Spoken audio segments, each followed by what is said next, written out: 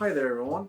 Welcome to a special edition of Cardwell's Cauldrons here at Geektopia Island. I'm Cardwell. And I'm Kevin. And today, of course, it's the reveal of the new set. Hey! Yay! It's set day. It's set day! And it's Theros Beyond Death. And it should be fun. It looks pretty entertaining. And if you haven't seen any of our set reviews, go ahead and basically how we go through all of this. We go, of course, by color. And we're going to have the colors broken down above the comments there. So if you just like blue, and be like, all right, we'll do whatever and look at that. And it's more of a relaxing thing. We're just here to read the cards, and most of the I have not seen all of the cards yet. Yeah, neither have I. So we both just kind of, you get our actual reaction to the card. Exactly. And it's a very relax type of moment, so we're just going to chill and have fun. And we're both brewers, so that's usually where we find all the crappy cards and we love them together. But also in the same regard, some of it, like I'll see a card that I like that he hates. Yeah. And you just get to see the interaction of that, because sometimes they're really good, sometimes they're not. And we both sometimes agree that some cards are just bad. Exactly. And how we usually rate them is if it's good and limited, standard, maybe other formats, or just don't bother. It's a trap. Just don't play it. Yeah, pretty much. But of course, before we get into it, we go and remind you that we do have a Patreon. It only takes $1 to support us, and we love you very much for it. Okay, let's do this. Let's delve into it. All right, first off, of course, we gotta dive into the white here. The first card is Alcid of Life's Bounty. It's a 1-drop, 1/1 lifelink. You can pay 1, sacrifice Alcid's, and target creature or enchantment you control gain protection from the color of choice till end of turn. I actually really like this card a lot. You also forgot that it's an enchantment creature, so they're back. Oh yes. So just know that enchantment creatures are a thing again. Yep. So you can do kind of weird things with them. Because in the cards later, we'll show a key word called Constellation, which matters for enchantments coming in the battlefield and enchantment creatures work. But this dude is really strong for being a 1/1. Yeah. It's not game changing, but it can help you. Yeah, exactly. Next up is Archon of the Falling Stars. 2 white and 4 for a 4/4 flyer. When it dies, you may return target enchantment card from graveyard to the battlefield. It's a very good limited card. Yeah. Because it gets back something. But other than that, I don't really see it being played very often. Exactly. And I guess we forgot to say Alcid is, I think it's standard playable. Yeah. And definitely limited. And this one, like you said, limited because it gets a enchantment creature back. It's okay. Yeah, it's not great, but it's No. not awful either. I would maybe pick this on third pack of a draft. And that's about it if you need to. Next one is Archon of Sun's Grace. It's a 4-drop, 2 and 2 white. It's a 3/4 flying lifelink, which is nice. Pegasus creatures you control have lifelink, so if that matters. And then Constellation, like we said. Whenever enchantment enters the battlefield under your control, create a 2/2 white Pegasus creature token with flying. Now, if you build around it, I can see standard being pretty fun with a white weenie Constellation deck. But other than that, very good limited bomb for sure. This is limited bomb all day, every day. Yeah. But yeah, like you said, build around standard is pretty good. Yeah. I don't really see it hitting anything other than that. Yeah. Because limited, anything that just pumps out dudes, especially with flying, 4-drop, yeah, that's great. I mean, it's kind of funny in like a commander deck if you're playing that little Pegasus Sanctuary card that you pay to and make a Pegasus. Yeah. It's pretty good. Yeah. But other than that, not really. Next up is Banishing Light, a white and 2 for an enchantment. When it enters the battlefield, exile target non-land permanent under opponent controls until Banishing Light leaves the battlefield. Yep. Always going to be a good reprint, yep. And it's going to be standard playable, and it's really good and limited. Yeah, extremely. All right, the next one is the Birth of Meletus. It's one. I'm pretty sure I said that wrong, but whatever. 1 and 1 white. It's sagas are back, and if you don't know what sagas are, they're just cute little enchantments that have little steps. It's like enchantments, but with extra steps. Yeah. All right. So Saga enters, and after your draw step, not your upkeep, but after your draw step, you add a lore counter. So when it comes into play, search your library for a basic plains card, reveal it, put it in your hand, shuffle your library. So that's first chapter. Second chapter, create a 0/4 colorless wall, artifact, actually creature with defender. And then the third chapter, you gain 2 life. It's blah. I don't know why you would want this. No, not at all. Like, it's neat, but it's not really good. I don't know. Maybe in a weird ramp control deck, maybe? It says basic plane, so you can't get any dual basic no shock lands or anything. So I mean, I can see this being played in limited just because it gives you a dude and it triggers constellation stuff. But other than that, this doesn't feel that good. yeah, so maybe limited against aggro because you have a 0/4 wall. Limited fill-in card. Yeah, pretty much. Next up is the Captivating Unicorn. A white and 4 for a 4/4 unicorn with constellation. Whenever an enchantment enters the battlefield under your control, tap target creature an opponent controls. Seems kind of meh. Yeah, limited for okay. a dude. But yeah, limited, it's pretty good. Next one, Commanding Presence. 3 and a white enchantment aura. Enchant creature gets +2/+2 and has first strike, and while this creature deals combat damage to a player, create a 1/1 white human soldier creature token. So good and limited for sure. But that's about it. Yeah. Next up is Dawn Evangel. He is 1 white and 2 for a 2/3. When a creature dies, he's an enchantment creature. Whenever a creature dies, if an aura you controlled was attached to it, return target creature card with career mana cost 2 or less from your graveyard to your hand. I feel like that's too much. Like, you have to have too much for it to trigger right. Yeah. So it doesn't really feel all that good. You have to have it or attached to A dude. and you have to have it cost 2 or less in the graveyard. And it's when this dude dies. Yeah. So it doesn't matter what. I don't know. It just.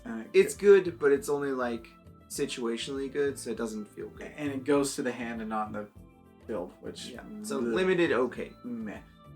The next one is Daxos, Blessed by the Sun. It's 2 white for a 2-star.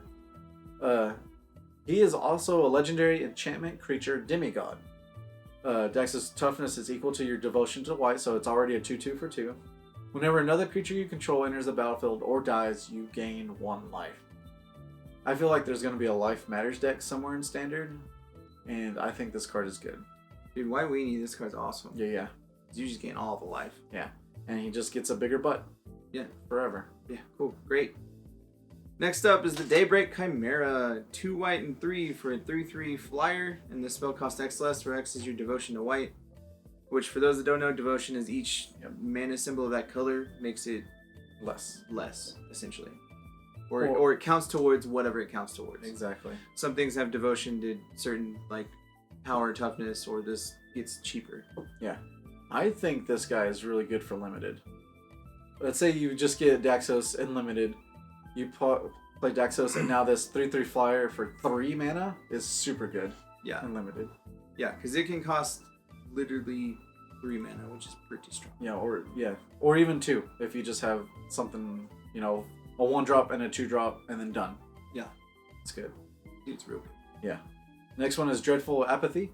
It's a 2 and a white enchantment aura. Enchant creature can attack or block, and then you can pay 3, exile enchanted creature. It's good. I like that. I like that. I like the way it plays. Yeah. It costs a lot to do, so don't count on it to just save you. Yeah. But I like the idea of it. So it's definitely a limited card because it's a pacifism. Pacifisms limited are really, really strong. And if it's a pesky creature with an activated ability, then you can get rid of it for sure. Yeah. Next up is Eidolon of Obstruction. 1 white and 1 for a 2/1 first strike. Loyalty abilities of planeswalkers your opponents control cost 1 more to activate. This dude's awesome. Yep. He's going to be a standard card for sure. He's an enchantment creature, so you can do all the constellation things. But standard playable. Standard, he's going to be a super good like sideboard card. Yeah. Because all those silly planeswalker decks everywhere. And it's just cute. They finally did something to tax planeswalkers. Yeah, finally. For cheap. It's basically, what's her name? Thalia. Yeah. For planeswalkers. The next one is Elspeth Conquers Death. It's 3 and 2 white saga. So, first chapter, exile target permanent opponent controls with converted mana cost 3 or greater. Solid. Second chapter, non-creature spells your opponent's cast cost 2 more to cast until your next turn. Solid. And then chapter 3, return target creature or planeswalker card from your graveyard to the battlefield, put a 1/1 counter or a loyalty counter on it. That's good. Wow. Yeah, that saga is real strong. Yeah. Because it hurts them the moment it comes into play, and then it keeps taxing them, and then you get something back. So it just, that card's going to be definitely powerful and limited. Yeah. And I do see it being played in standard, but only like as a 1 or 2 of, because it does cost 5, but it's got a place. Yeah, especially. Next up is the first planeswalker, which is Elspeth, Sun's Nemesis. 2 white and 2 for 5-drop for 5 loyalty walker. -1, up to 2 target creatures you control each get +2/+1. -2, create 2/1/1 human soldiers. And -3, you gain 5 life. And she has the other new keyword, escape, which is 2 white and 4 for her escape. And you exile 4 other cards from your graveyard. You may cast this card from your graveyard for its escape cost. So essentially, it's another way to play her, and you got to remove cards from your graveyard. Yeah.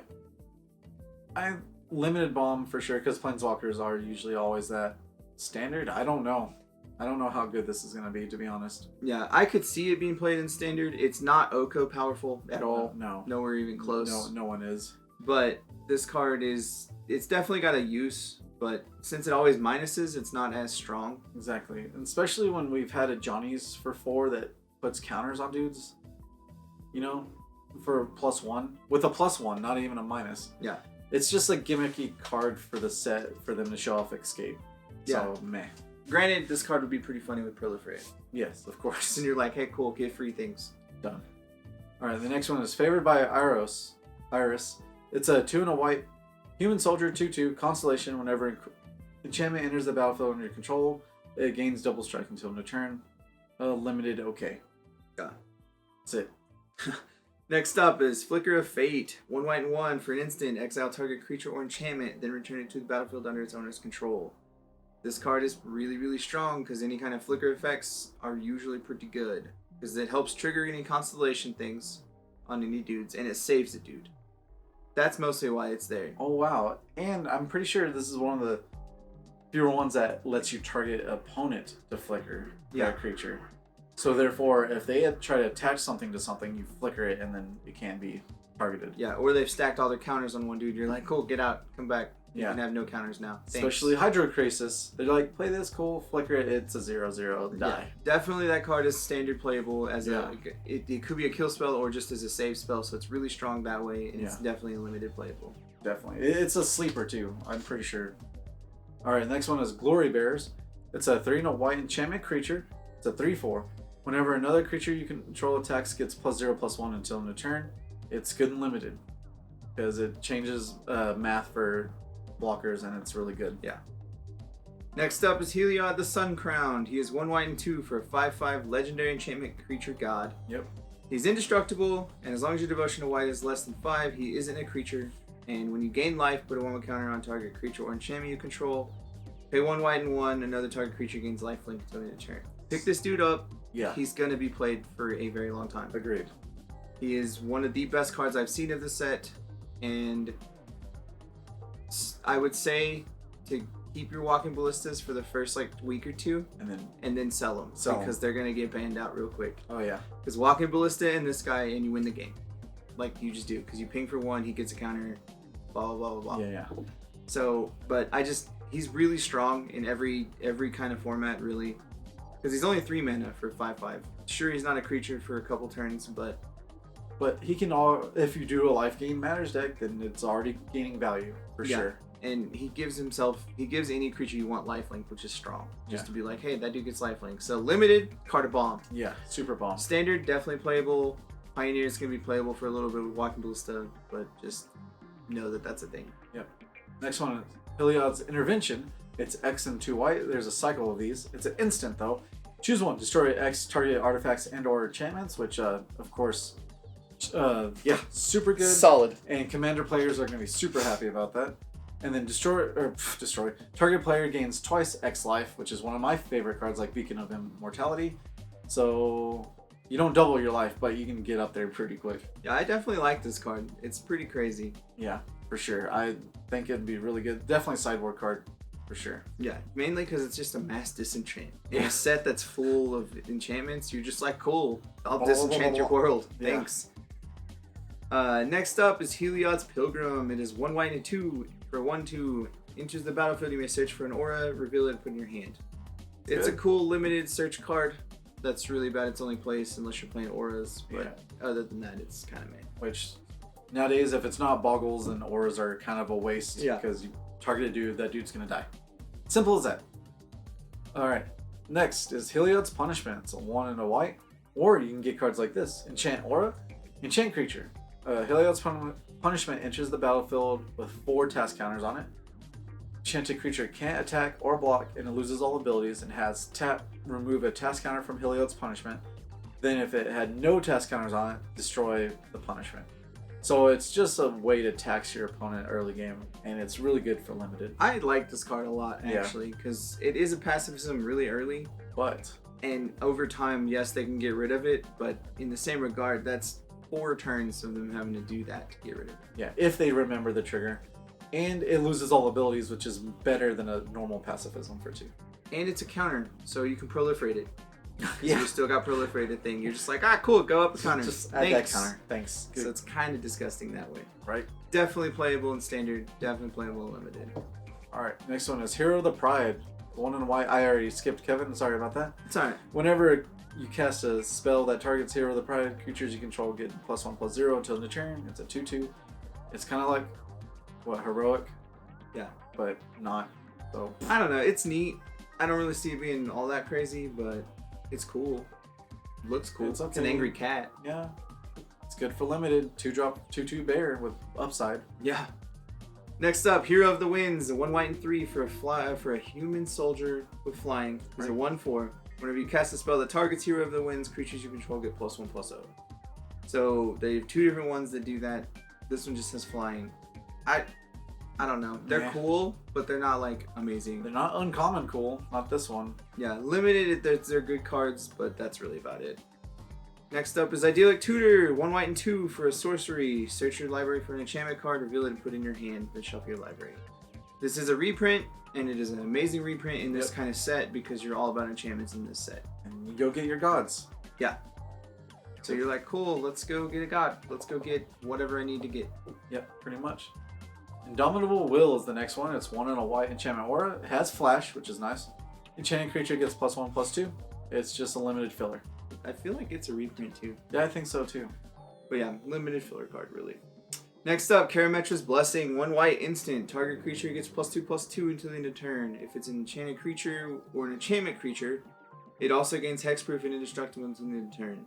Hey, a new Cardwell card. Hey, yeah, but it's a little sketchy, but I like it. Yeah. I don't, but that's because I don't like cards like this. So, limited, yes. Standard, build around, for sure. Don't play it. Do it. No. Do it.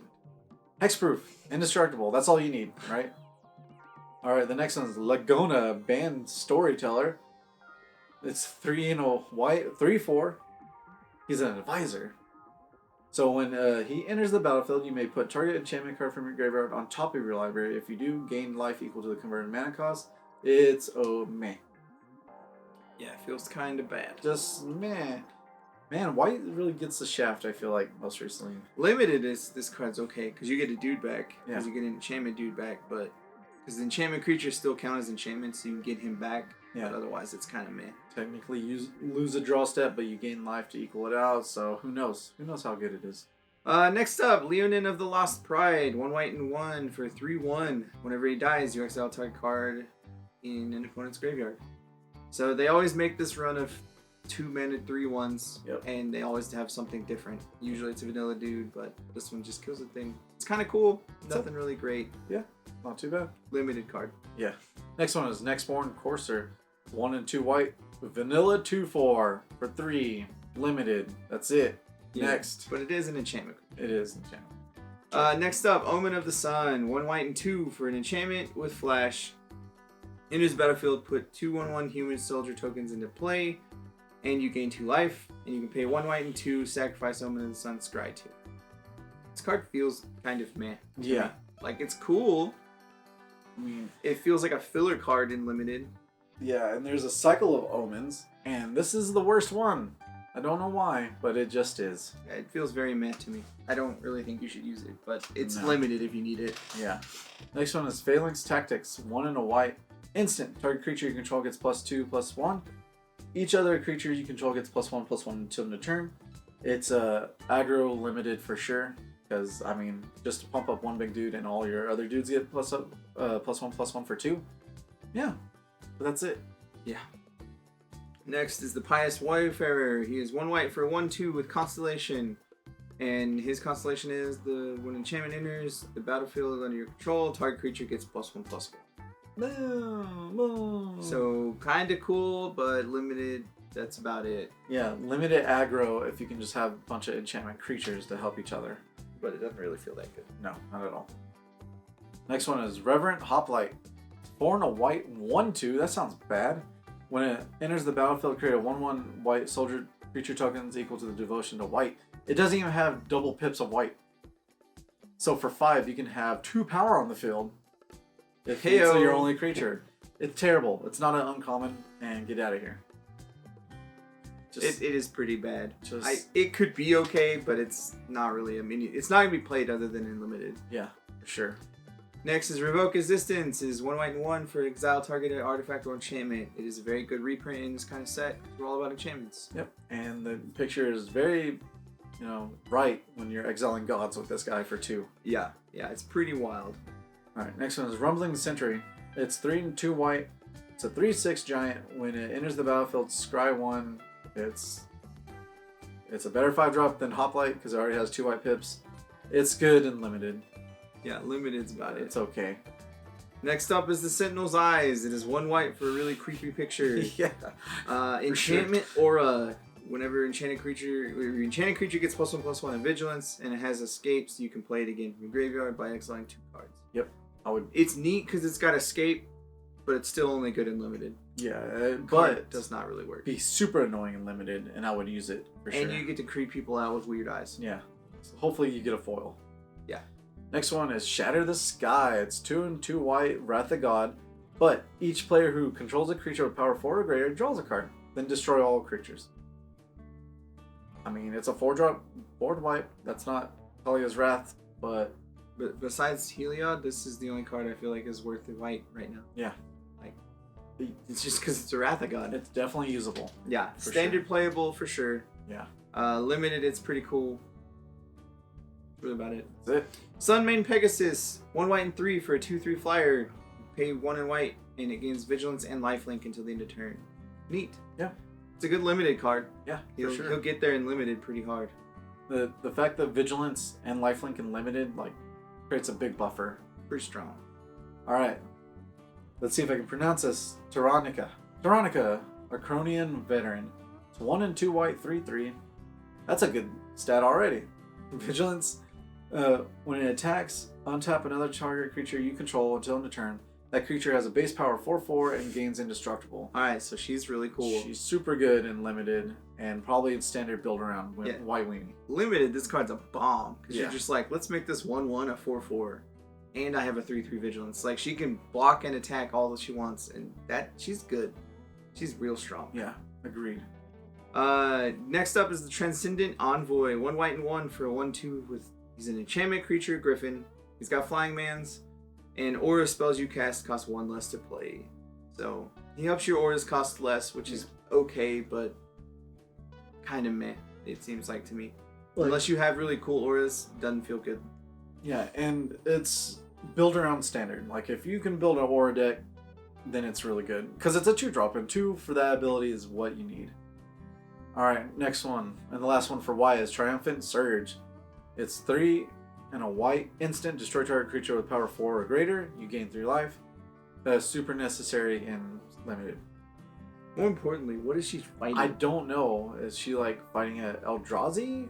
It's like a weird Eldrazi zombie guy. Dude, I don't know what that is.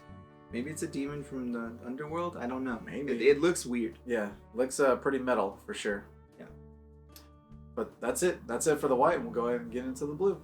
Alright, now we're going to step into the blue and see what it can do. First up is Illyrios the Enraptured. He is 1 blue and 2 for a legendary creature. He enters the battlefield tapped. That feels bad. Doesn't untap during your untap step if you control a reflection. Yep. And when he enters the battlefield, create a 3/2 blue reflection creature token. So it's 5 power for 3 in a weird way. Yeah, it seems bad. I don't like it. I saw a pre-release already with this, and it's good with Thassa, which we'll get to in a little bit, where she bounces every turn. So you're just you make 3/2 reflections all day. That's about it. That's the only good interaction I can see with this. Yeah, I don't know. I could see it being used. It would have to be built around to be really strong in standard. Yeah. But limited, it's pretty cool just because it gives you 5 power to do stuff with. Exactly. The next one is Ashiok's Erasure. It's a 2 and 2 blue enchantment with flash, though. Enters the battlefield, exile target spell. Your opponents can't cast spells with the same name as this exiled card. And when it leaves the battlefield, return an exiled card to its owner's hand. This card is super good. I think it's extremely standard playable for sure. Yeah, it's like a hardcore counterspell. Yeah, and then it's like a spell queller mixed with another spell I can't think of that just basically what is it? A surgical extraction or something that just makes it where they can't play their anything. Yeah, this card's pretty wild. And the fact that when the thing leaves the battlefield, they don't get to cast the spell, they just get it back. So therefore, you can counter it again, if need be. Yeah, it's pretty strong. This deck, that card's super strong. Definitely get them for sure. Yeah, standard playable. It's gonna be a little bit just because it costs 4, so it's kind of rough, but it's definitely a standard. Next up is Brine Giant. 1 blue and 6 for a 5/6. The spell costs 1 less to cast for each enchantment you control. That's really good and limited. Yeah. Because if you have enchantment creatures, you have a 1 mana 5/6, and I'm gonna kill you with that. Exactly. It's a limited bomb. Now, Calife is what I'm going to say is Beloved of the Sea, 1 and 2 blue. It's a star 3. It's also a demigod enchantment creature. Power is equal to the devotion of blue, so it's already a 2/3 for 3. Creatures and enchantments you control have spells your opponents cast that target this permanent cost 1 more to cast.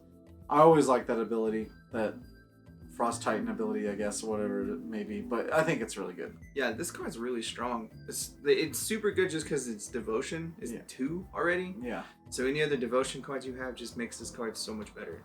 Exactly, because they can swing big and they can't target your stuff unless they pay more. It's good. Next up is Chain to Memory. 1 blue for an instant. Target creature gets -4/-0 until the end of turn. Scry 2. I hate cards like these because they seem terrible. They do absolutely nothing. So maybe blue filler for limited. Yeah, limited if you have to. Yeah, if you have. Awful. Next one. We've said that a lot in this set. And that usually never happens during our set releases. Sad. Deny the Divine. 2 and a blue instant. Counter target spell or enchantment spell. If the spell is countered this way, exile instead and putting in your owner's graveyard. And that's just a classic spell counter. Yeah. So it's good. Yeah, it's pretty neat. It's a good counter spell. Yep. What it does. Good and limited and sideboard standard if need be. Next up is the Eidolon of Philosophy. 1 blue enchantment creature. And it's a 1/2. You can pay 7, sacrifice it to draw 3 cards. This card's pretty cool. I definitely can see him being used as a blue card in standard just because sure it costs 7 to do his ability, but if you have it and nothing else to do, that's 3 free cards. He's there. He's not gonna change the game really, but he's helpful. And also late game and limited for sure. Yeah. Next one is Elite Instructor. 2 and a blue, 2/2 wizard. Enters the battlefield, draw a card, then discard a card. It's just a looter for blue, so limited filler. Yeah. Next is Glimpse of Freedom. 1 blue and 1 for an instant. Draw a card. Escape. A blue and 2. Exile 5 other cards from your graveyard. It's neat. Yeah. I could see it being used in standard. Yep. But you got to build around it, kind of. You got to know what you're doing with it. Otherwise, it's just a weird card. Yeah. I think it's useful, but you got to figure it out. I think the 5 cards that you exile is a little much, but they don't want you to just keep continually going crazy with this, so I can understand. They learned about Delph, and they don't like Delph. Yeah, no, not at all. All right. Ichthyomorphosis. Ichthyomorphosis. Thank you. It's a weird name. Yeah, but it's 2 and a blue enchantment or enchantment creature loses all abilities and is a blue fish with base power toughness 0/1. And Tychus's military career was a flop. Oh my god. That's the words on the card. That alone makes this card terrible. Yeah. Otherwise, this card's pretty good. Terribly awesome. Go puns. Yeah. This card's really pretty good for what it is. For 3 mana, you just make a dude lose all abilities and become 0/1. I'll take it. Yeah. Oh, your god? That's cute. It's a creature. It's now nothing. It's nothing. Thanks. It's a fish. Next up, Kiora bests the Sea God. 2 blue and 5 for a saga. First saga, create an 8/8 blue Kraken with hexproof. Just like that. Cool. 2, tap all non-land permanents target opponent controls. They don't untap during their controller's next untap. Yeah, seems good. And then 3, gain control of target permanent opponent controls, untap it. It's pretty good. Super good. Costs 7 though.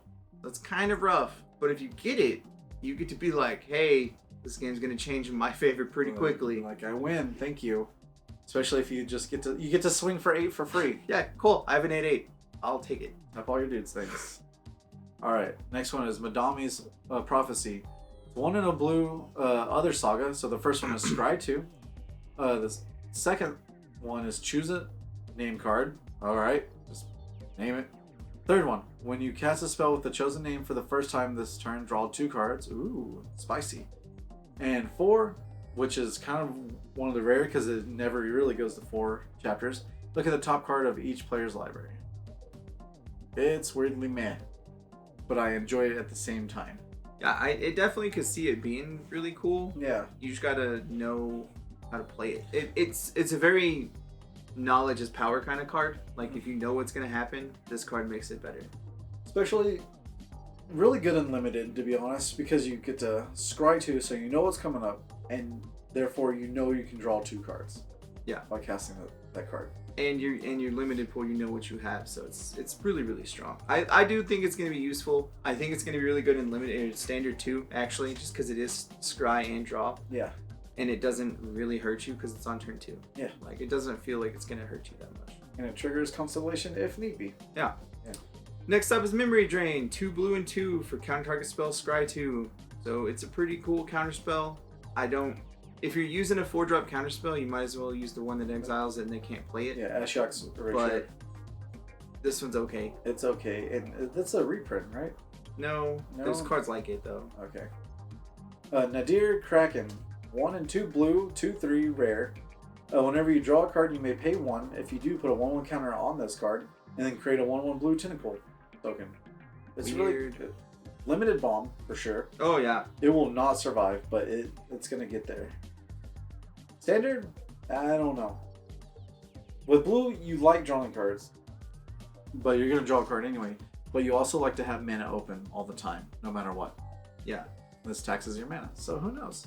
I can see it played in standard, but it's just kind of weird. Like mid-range standard. Yeah. Next up is Knight of the Hidden Coves. 1 blue and 2 for 2/3 nymph. As long as it is not your turn, spells you cast cost 1 less to cast.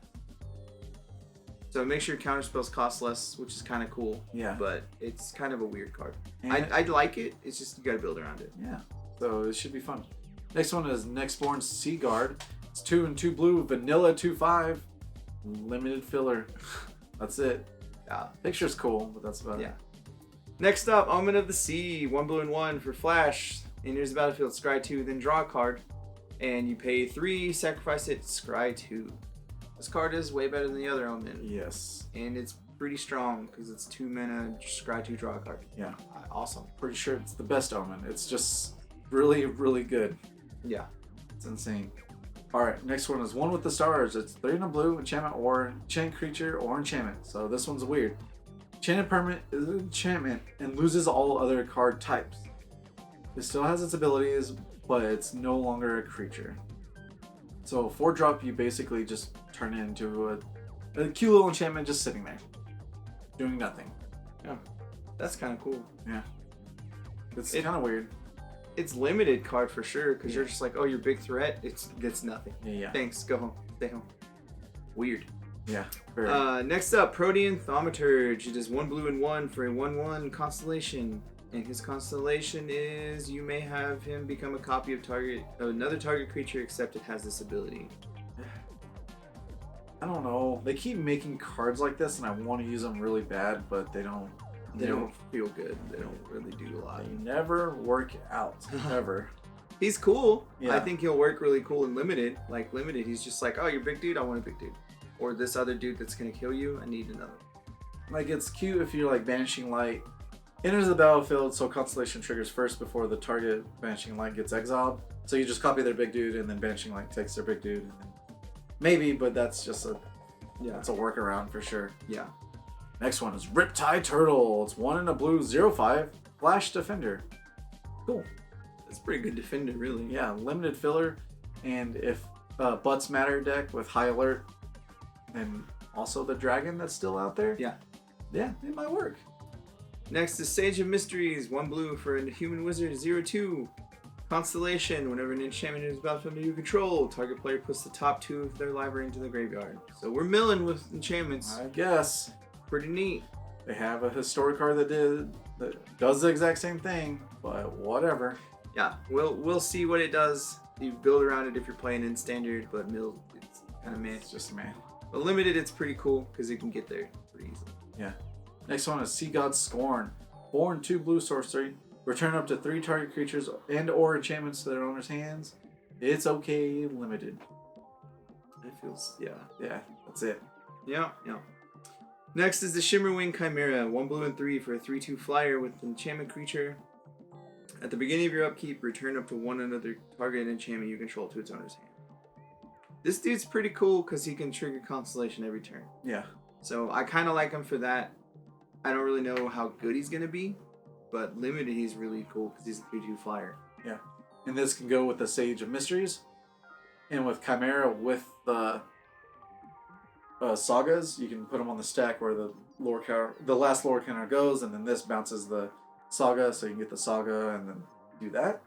No, wait, no, because you draw. It's after upkeep. It's upkeep. Yeah, so never mind. But you can replay your sagas if you like the first 2.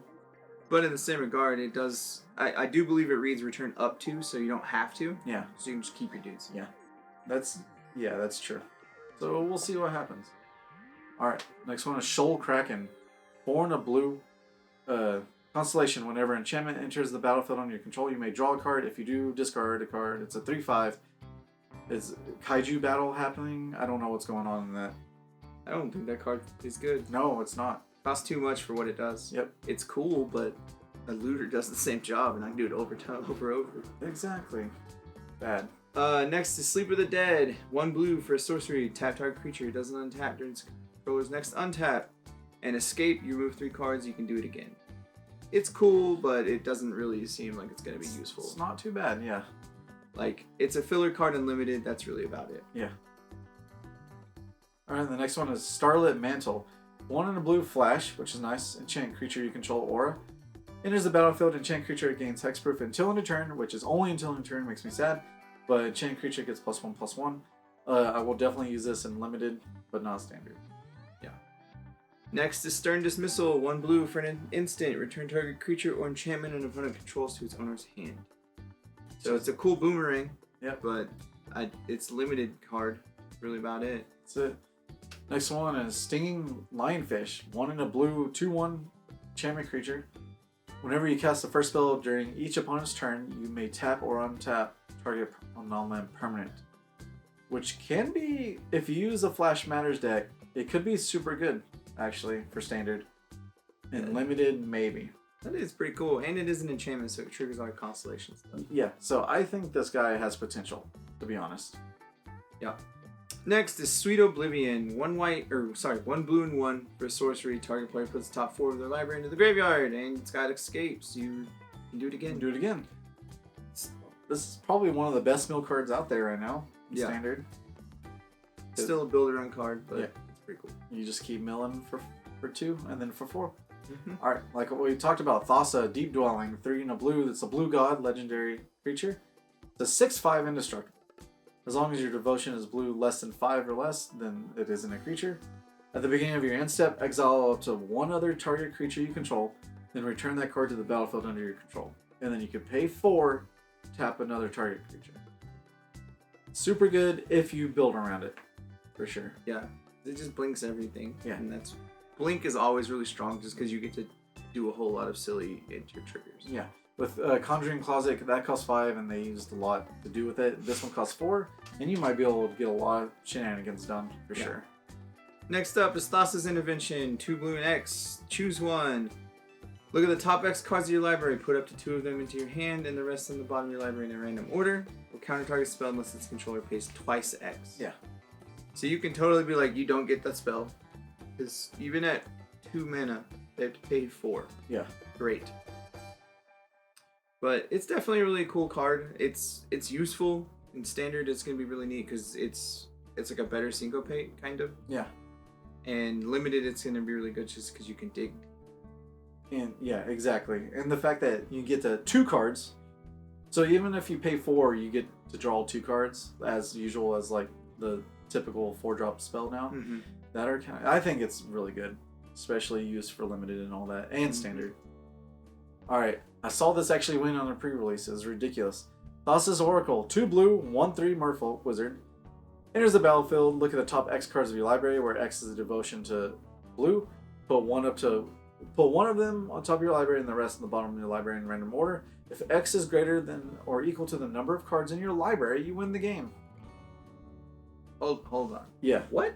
So if you look at top X, so let's say your devotion is 2 because of this, and you have 1 card in your library, you win the game.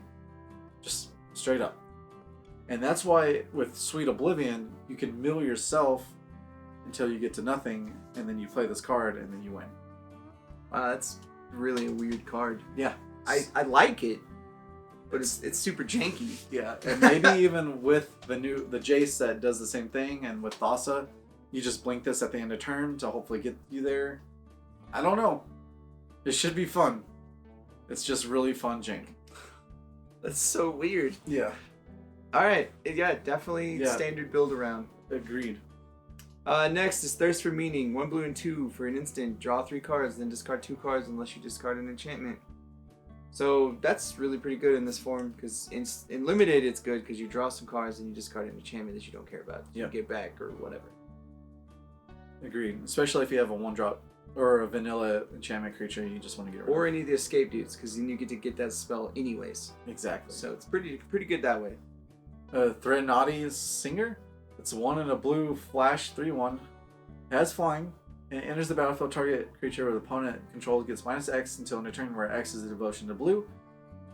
I like this card. I actually used this card in the mono blue flyers that I had, and I think it's good. Yeah, it's pretty strong. Really strong. Definitely limited gotcha card, and maybe standard build around. Next up is Thryx, the Sudden Storm. He is 2 blue and 3 for an elemental giant. Legendary. Flash flying, 4/5. Spells you cast with convert mana cost 5 or greater, cost 1 less to cast, and can't be countered. I think this is a sleeper hit in standard. Yeah, this is definitely a good bomb to have in standard. He'll be in any kind of control deck just because he can't really be countered. Yeah. And you're just like, hey, cool, bow. He's really strong, actually. Yeah, he's super strong, and like you said, just in a turn, I have a 4/5 flying. And now, whatever giant board wipe I have or giant creatures I cast, they can't be countered. So it's good. Or giant X spells either. So yeah, that's pretty sweet. Yeah. Alright, Towering Wave Mystic. 1 and a blue, 2/1. Whenever it deals damage, target player puts that many cards at the top of their library in the graveyard.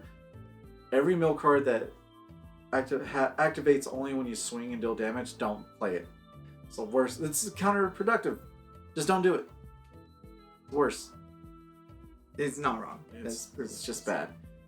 Next up is the Triton Wave Rider. It's blue and 3 for a 3/3 Constellation. Whenever an enchantment enters the battlefield under your control, he gains flying. Limited filler card. That's really about it. Yep. Next one is Vexing Goal.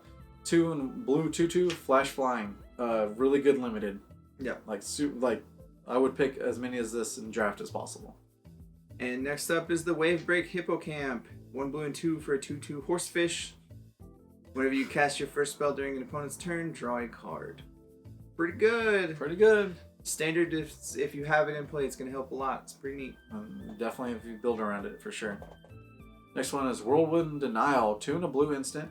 For each spell and or ability your opponent controls, counter unless the controller pays 4. So Commander players just love this card, I'm sure. Yeah. Because when you have big counter wars and everything, you just do this and then you win. You counter everything on the stack. And you go. That's pretty sweet. Yeah. And it's an uncommon, which is actually kind of weird, to be honest. And lastly of the blue is Witness of Tomorrows. A blue and 4 for an enchantment creature. 3/4 flyer with pay 4, scry 1. Simple as that. Pretty good limited card. Yeah. Actually, it's really good limited card. Standard, I don't think it's that good. No, not at all. Limited, it's really strong. With that is in the blue. We'll get into the black. First card is Agonizing Remorse. 1 and a black sorcery. Target player reveals his hand. You choose a non-land card from it, or choose a card from their graveyard. Exile that card. You lose 1 life. So it's an uncommon Thoughtseize for 1 more mana. I think it's super good.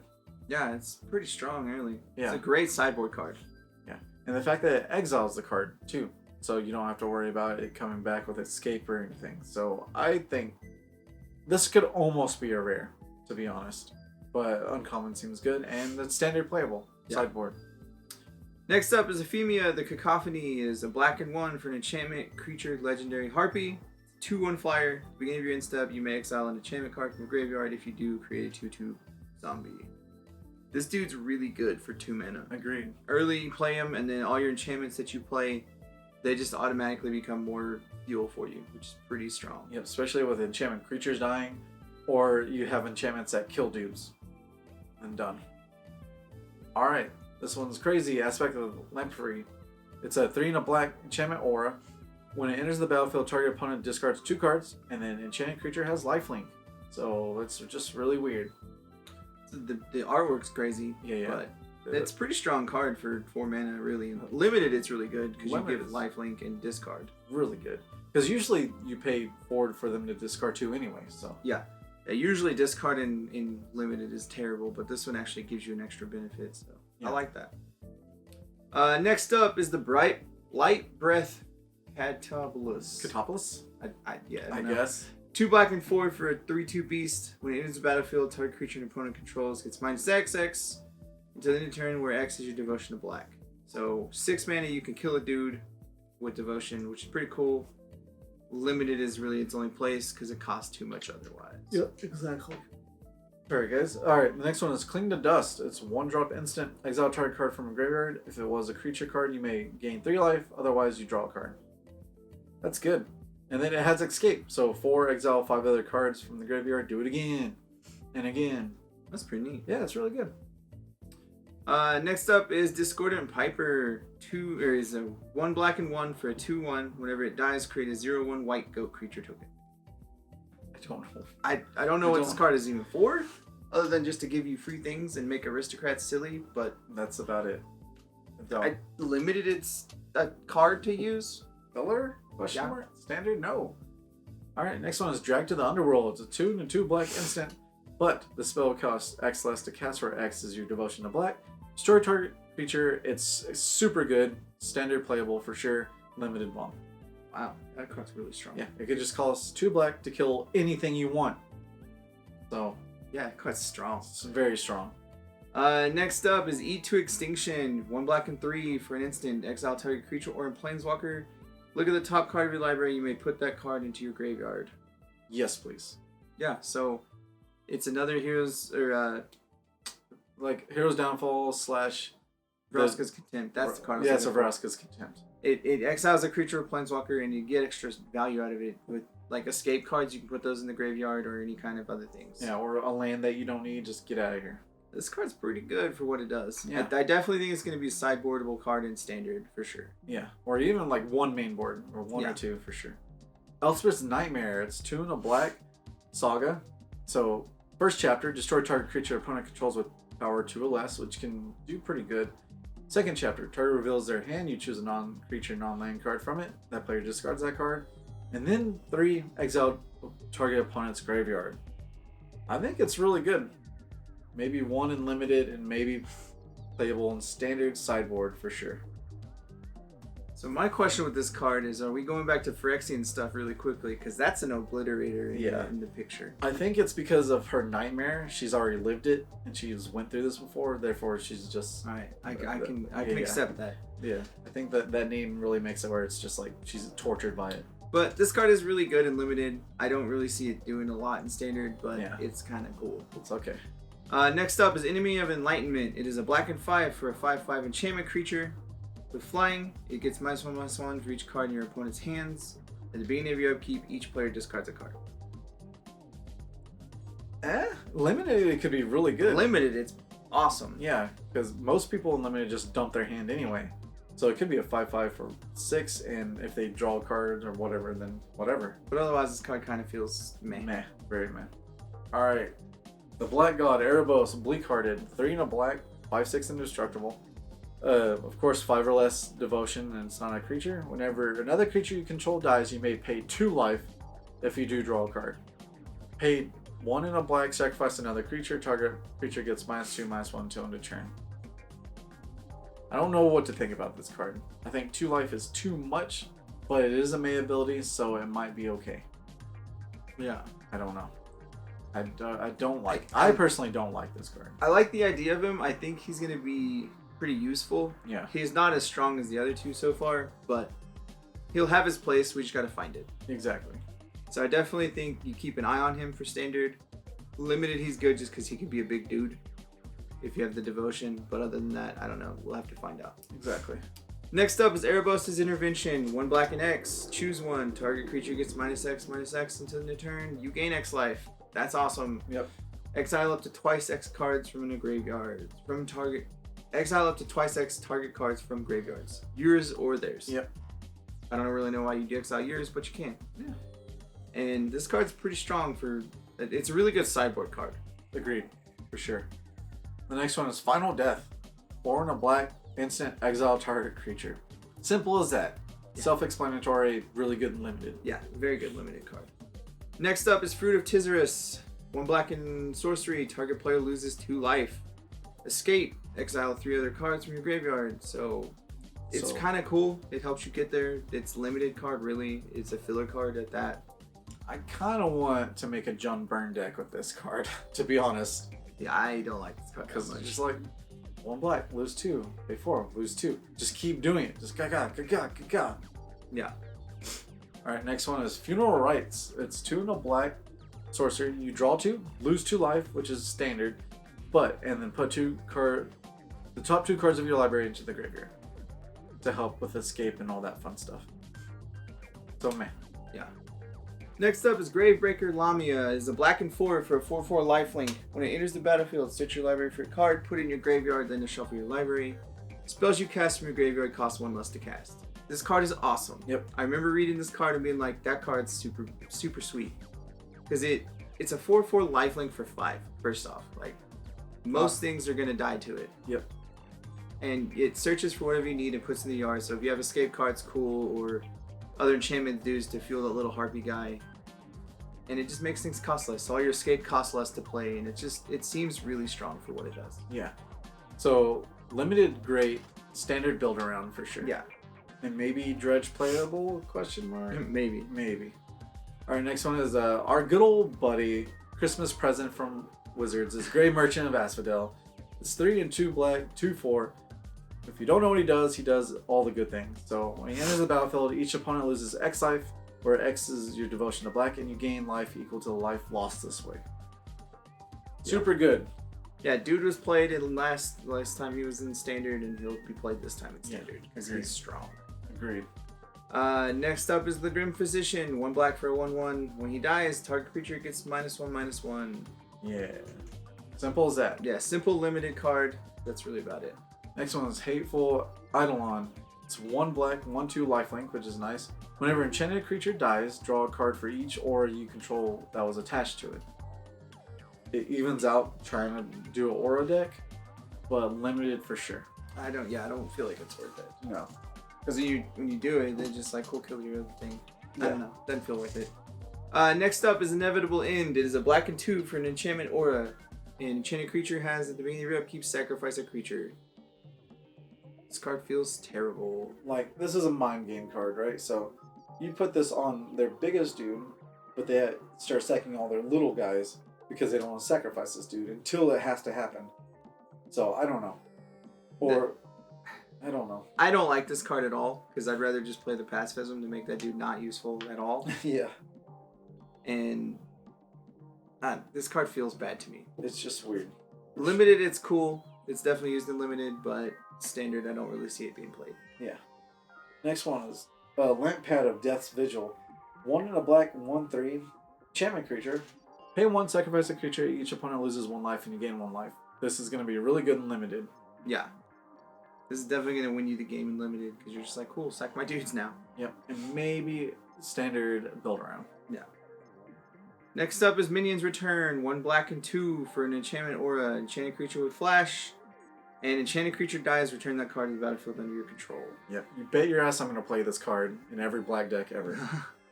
It always has the problems with enchantments where you have to take a turn to attach it to a dude, and then they have to kill it, but they're always going to kill it before you put the enchantment on it. So with this, you just reverse that process. They have to kill your big dude, you flash this in, you get your big dude back. Yeah, this is definitely good, and it's their. It can hit their creature too. When a enchanted creature dies, return that card to the battlefield under your control. So you're like, oh, cool, kill your dude. And in response, let's do this. So you're like, steal your dude. Yeah, Mr. Steal Your Dudes. Yeah, that card is really strong in both limited and standard. Yeah. It's one of those janky cards that I'm going to make sure I win with it.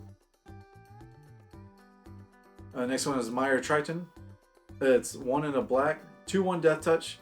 When it enters the battlefield, put the top 2 cards of your library into the graveyard and you gain 2 life. It's meh. It's good and limited because it's a Death Touch creature. But besides that, I don't know. No. Next up is Mire's Grasp. It is a black and 1 for an enchantment or a enchanted creature. Enchanted creature gets -3/-3. So it's pretty good just because it can either kill a dude or make that dude null and void. Yep. Simple as that. Next one is Mogus's Favor. 1 black aura. Chain creature gets +2/-1. And then it has Escape though. Pay 3, exile 2 other cards from the graveyard. So I think this is really good and limited. Because it pumps up your bigger dudes. And then if you need to get it again, it's simple as that. And it's only 2 exile cards too. This next guy, Nightmare Shepherd. 2 black and 2 for an enchantment demon. He's a 4/4 flyer. So 4/4 flying for 4. Yeah. Awesome.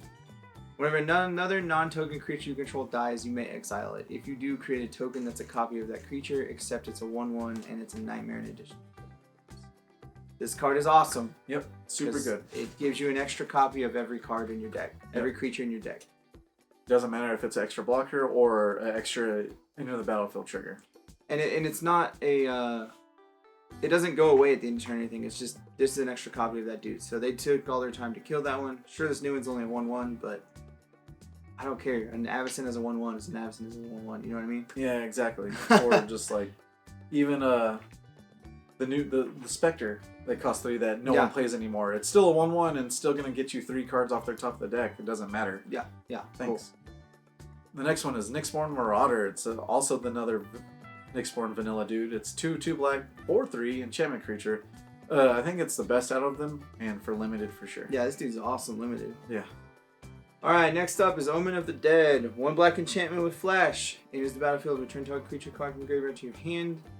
And you pay 3, sacrifices scry 2. Yeah, it's good. Yeah, so this one is really strong. It's a better raise dead because it gives you an extra ability after you raise dead. Yeah. Definitely a limited card, but that's really about it. Yeah. Next one is Farika's Liberation. Or Libation? What? Is that it? Yeah, Libation. Libation. Jesus. It's 2 in a black instant. Choose one. Target opponent sacrifices a creature, which is great. Target opponent sacrifices an enchantment. Gets rid of their god. Done. That's pretty wild. That's good. Limited, good, and maybe sideboard standard. Next up is Farika's Spawn. It is a black and 3 for a 3/4 Gorgon.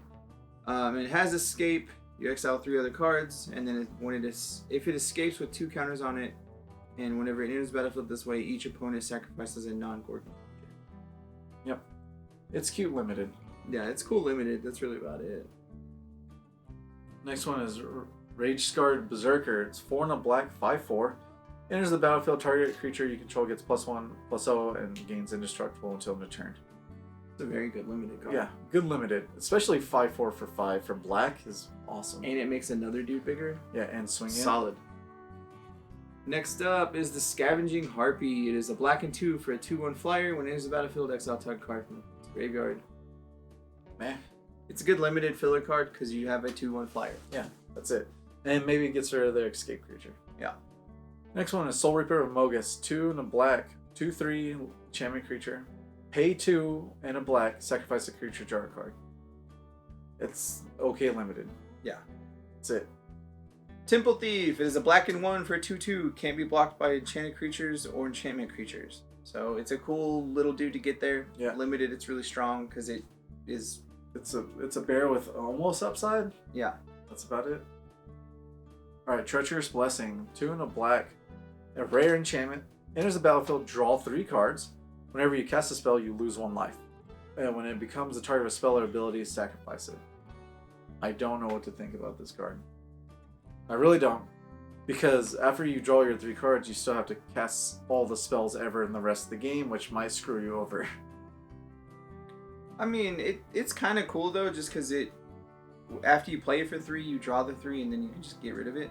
Yeah. Not really care. If you can have an ability that targets enchantments, that would be perfect. Just like tap a dude, blah, blah, blah, and then it's gone. Yeah.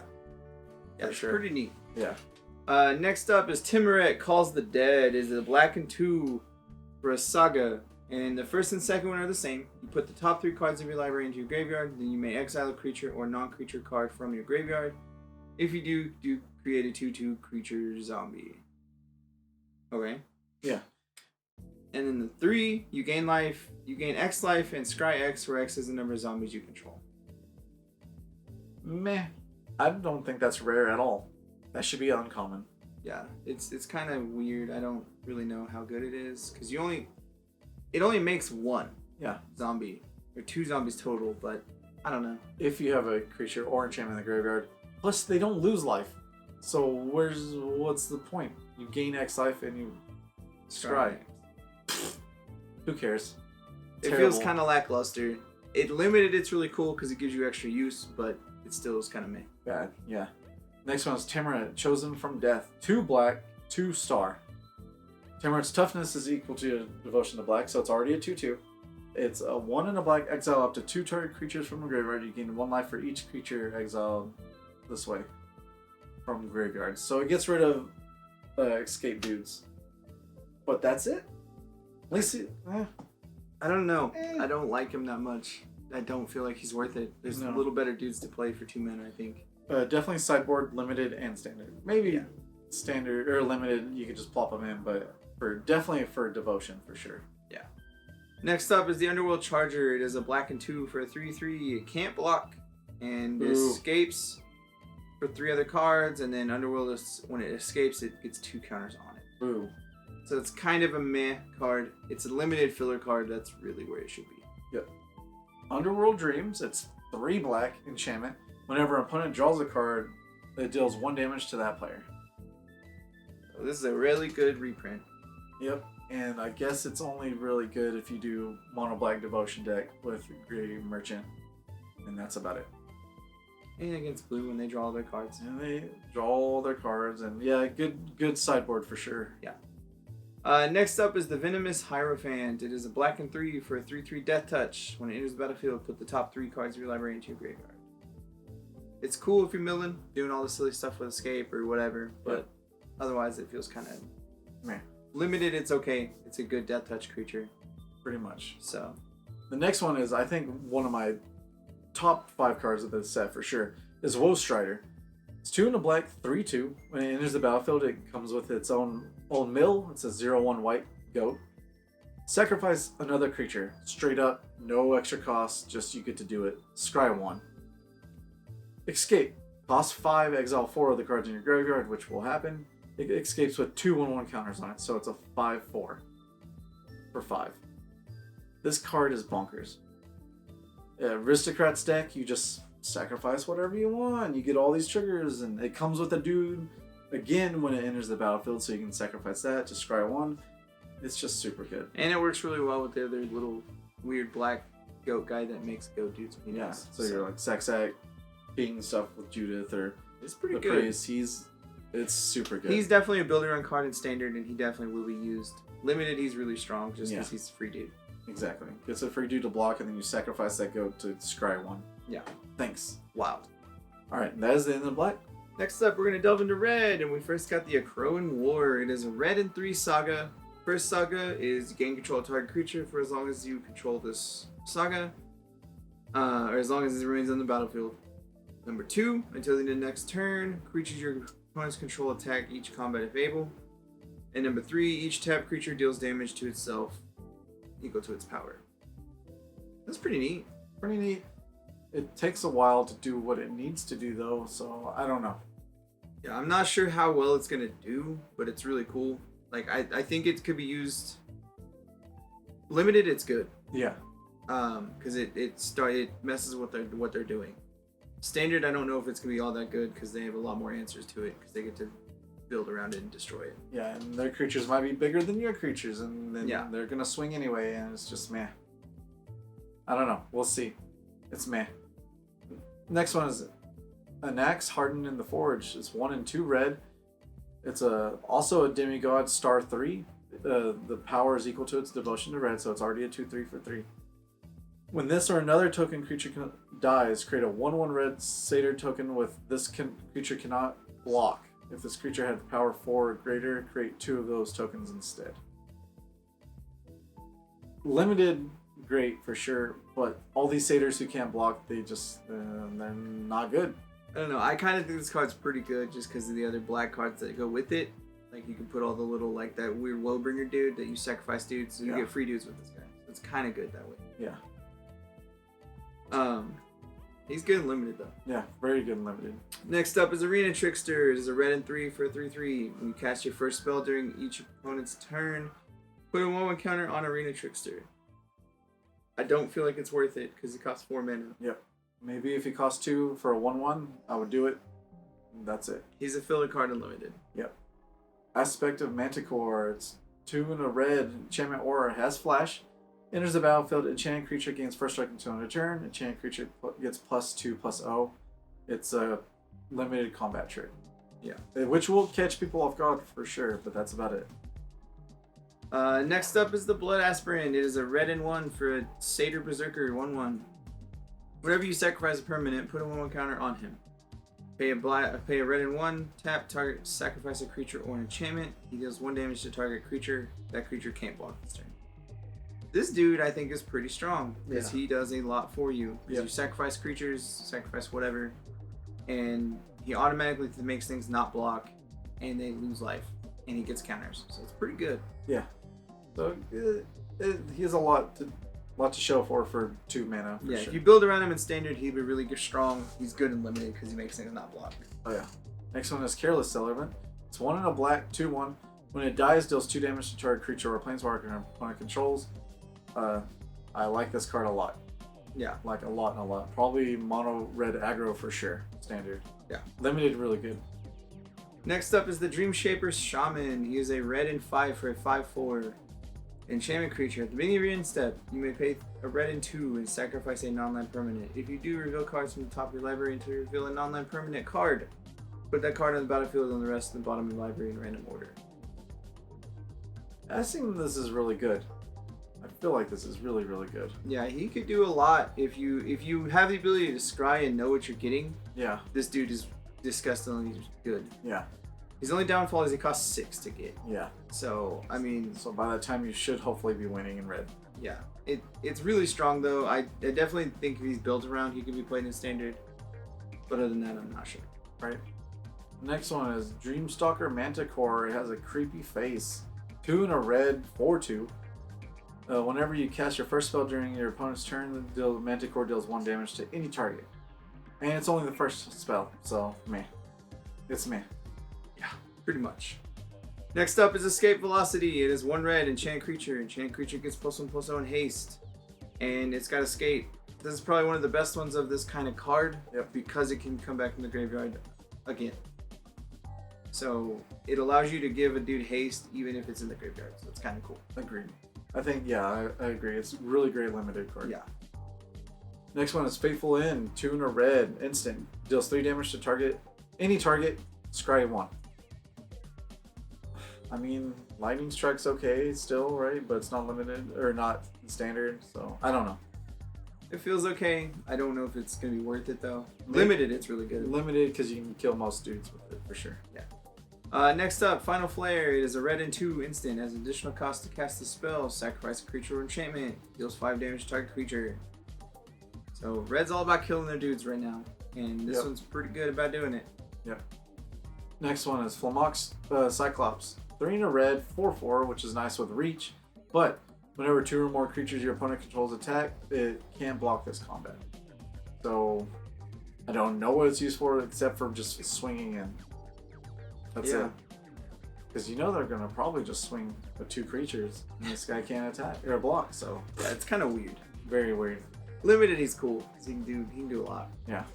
Next up is the Furious Rise. It is a red and 2 for an enchantment at the beginning of your end step. If you control a creature with power 4 or greater, exile the top card of your library. You may play the card while it's exiled. Until you exile another card from this. Okay. So it's a free way to play a spell, which is pretty neat. Yeah. But in the same regard, Light Up the Stage is still a card, and it's the same mana for 2 cards. Yeah. So I don't feel like this is worth it unless you want a Constellation. And you don't need a creature with power 4 or greater, which red barely has, so... Yeah. Man. Our next one is Hero of the Games. It's 2 in a red, human soldier, 3/2. Whenever you cast a spell that targets hero, creatures you control get +1/+1. Oh, until end of turn. It's just another one of these. Man. Oh, Heroes of the Revel, red and 4 for 4/4. When he enters the battlefield, create a 1/1 red satyr that can't block. And whenever you cast a spell that targets Heroes of the Revel, creatures you control get +1/+0. Again, another one. It's not good. Man. Price costs 5. I'm sure you get 2 dudes, but meh. One can block, so whatever. Yeah. Next one, Impending Doom, 2 in a red, enchantment aura. Chain creature gets +3/+3 and attacks each combat available. If it dies, Impending Doom deals 3 damage to target creature's controller. So it's pretty strong aggro card for sure. But is it worth it? We will see. Yeah. Limited goodness for sure, I think. Yeah, limited because you get to be stronger than all of their dudes, so you don't really die. Next is the Incendiary Oracle. It is a red and 1 for a 2/2 human shaman. And you pay a red and 1, he gets +1/+0. And whenever a creature dealt damage by him would die, they exile him instead. It's really cool because of that clause. Otherwise, this card is kind of meh. Yeah. It's limited, it's a filler card because it's got fire breathing, but it's not that good. It's a slow fire breathing too. Yeah. Takes a little extra mana. Next one is Infuriate. It's 1 red, instant, target creature gets +3/+2 until end of turn. It's almost as good as Giant Growth for 1 green. It's good. It's limited combat trick. Yeah. Next is Iraz's Blessing. It is a red and 3 enchantment aura. Enchanted creature you control. Whenever it enters the battlefield, it deals 4 damage to a creature or planeswalker an opponent controls, and the enchanted creature gets +1/+1. That's okay for what it does. I still don't think it's worth playing. Yeah. But it does a good amount for having to be costing 4. I mean, it kills a dude in limited. That's all you need to really do. Yeah, limited this card's awesome, but standard it's not good. Yep. Irreverent Revelers. 2 in a red, 2/2 satyr. Enters the battlefield, choose 1. Destroy target artifact, or it gains haste until end of turn.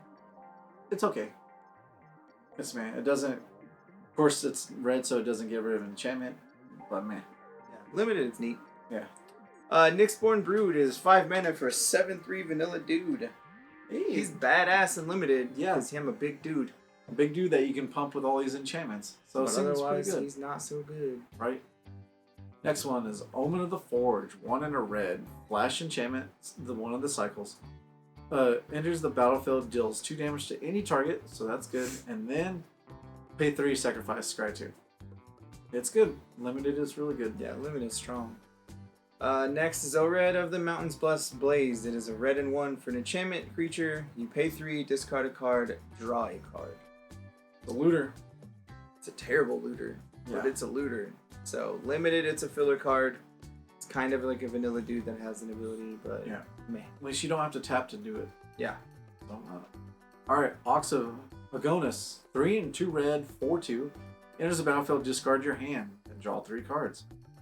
Then you can escape for 2 red, exile 8 other cards from your graveyard, and it comes in with a 1/1 counter on it. So it's a 5/3 for 2 red. This isn't great, but I kind of like it because at turn 5 you should probably not have much of a hand left in like a red deck. Yeah. This is like a high-end mono red card. I super like this card. And of course I know modern people were talking about Dredge with this card. Be able to just do that. But I really like this card a lot. And it escapes for 2, so it can be a 2 mana, 5/3? Yeah, 5/3 that draws you 3 cards. Yeah, it's pretty strong for 2 mana. Yeah, especially if you're playing burn or just, burn. You're going to have cards in the graveyard for sure. Limited, it's good because it's a double dude.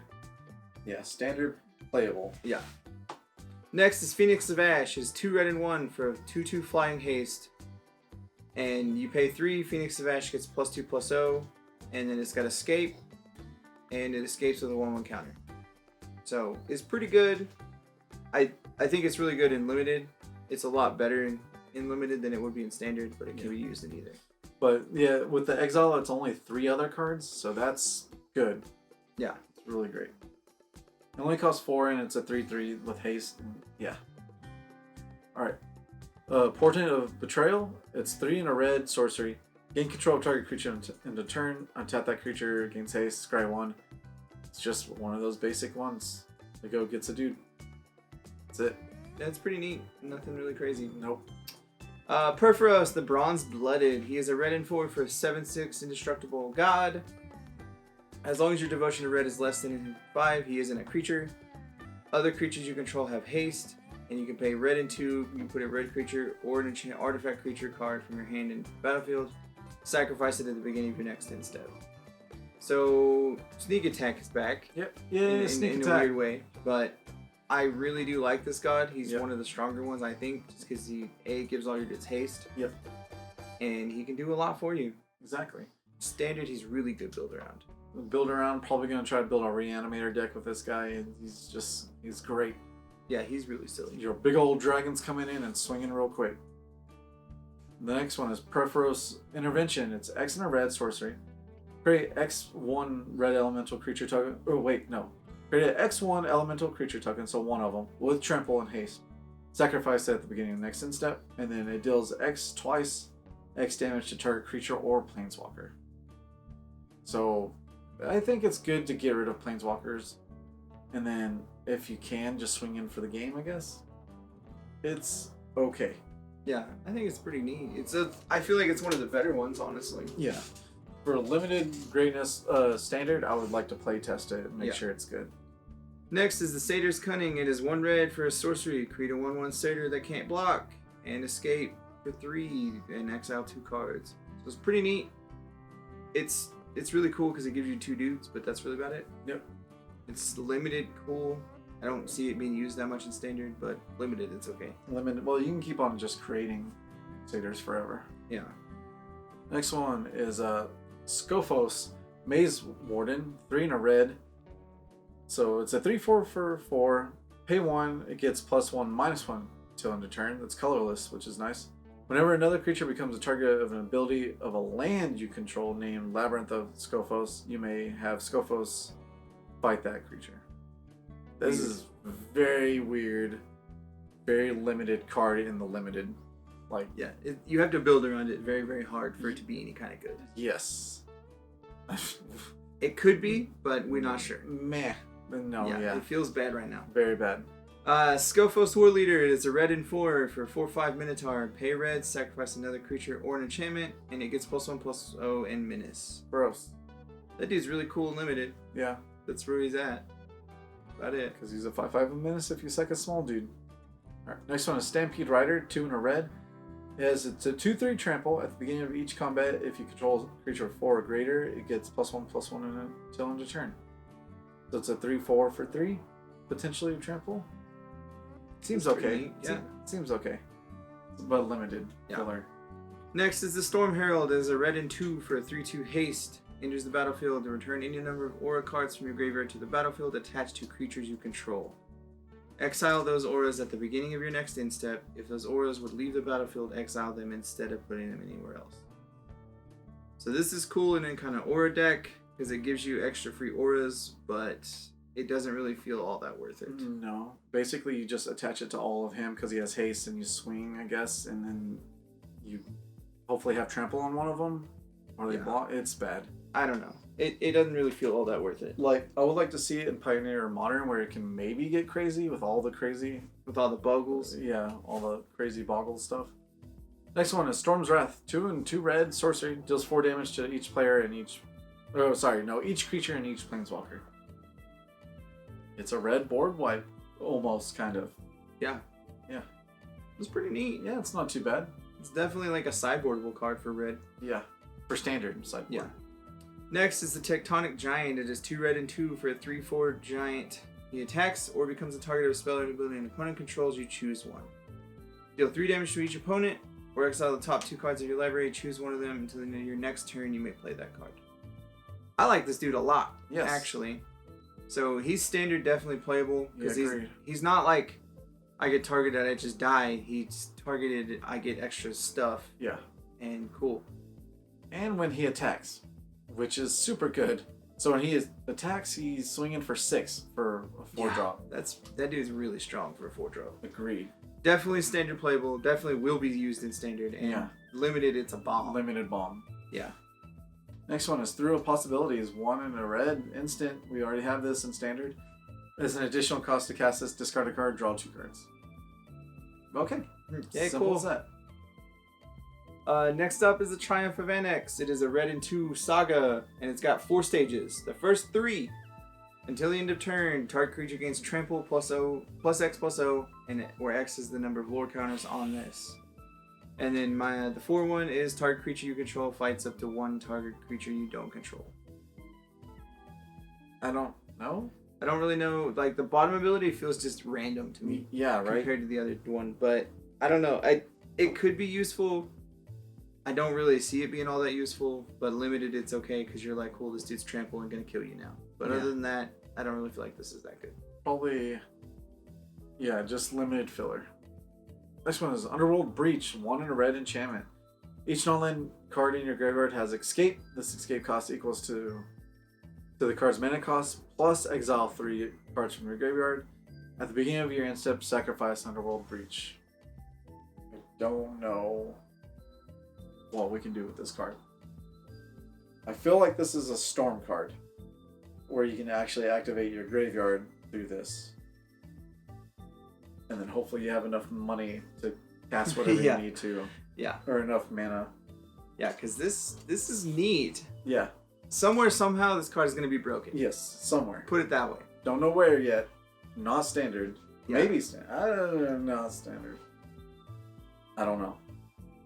But definitely in modern could be kind of broken with storm. Huh. Neat. Yep. Next up is Underworld Fires. It is a red and 1. In its sorcery, it deals 1 damage to each creature and each planeswalker. The permanent dealt damage this way would die, exile it instead. This card is awesome, just because it removes all graveyard shenanigans. It's not like the best thing in the world, but if you need to be able to get rid of graveyard stuff before, like if you want a creature to not hit the graveyard, use this. Yeah. So standard is really only where it could be played as a sideboardable card. Limited, it's not really that good. Unless they do like Hog Wild with Satyr tokens, and that's about it. Yeah. Next one is Underworld Ragehound, 1 in a red, 3/1. Attacks each combat fable, and then escape. You pay 4, exile 3 other cards. It comes with a 1/1 counter, so it's a 4/2 for 4. It's meh. It's okay. Like, Limited, it's good. Limited is great. That's about it. Next is Rapid Flames. It is red and 3. Deals 1 damage to each of up to 3 target creatures. Those creatures can't block. It is a good reprint for limited. That's really about it. Yep, that's it. Card is not good otherwise. With that, that'll end the red, and we'll get into the green.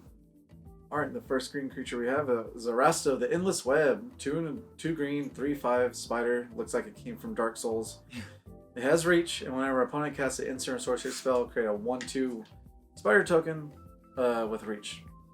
I think it's okay. People are saying blah blah blah. Blue wants this ban. Blue players wants. I just board wipe and you're good. So no, this card's pretty strong. It's pretty strong. I think it's more good against burn because they're just going to be trying to burn you the face, and you create little dudes for all their creatures with haste. So I don't know. I like it. It's good, powerful. Yeah, it's definitely a good sideboard card if anything else. Yeah. If nothing else. But limited, it's really cool. Because they're going to have kill spells and stuff, but it's not going to be as powerful as is standard. Exactly. Next is the Binding of the Titans. It is a green and 1 for Saga. It's got 3 steps. First one, each player puts the top 3 cards of the library into the graveyard. Second one, exile up to 2 target cards from graveyards. For each creature card exiled this way, you gain 1 life.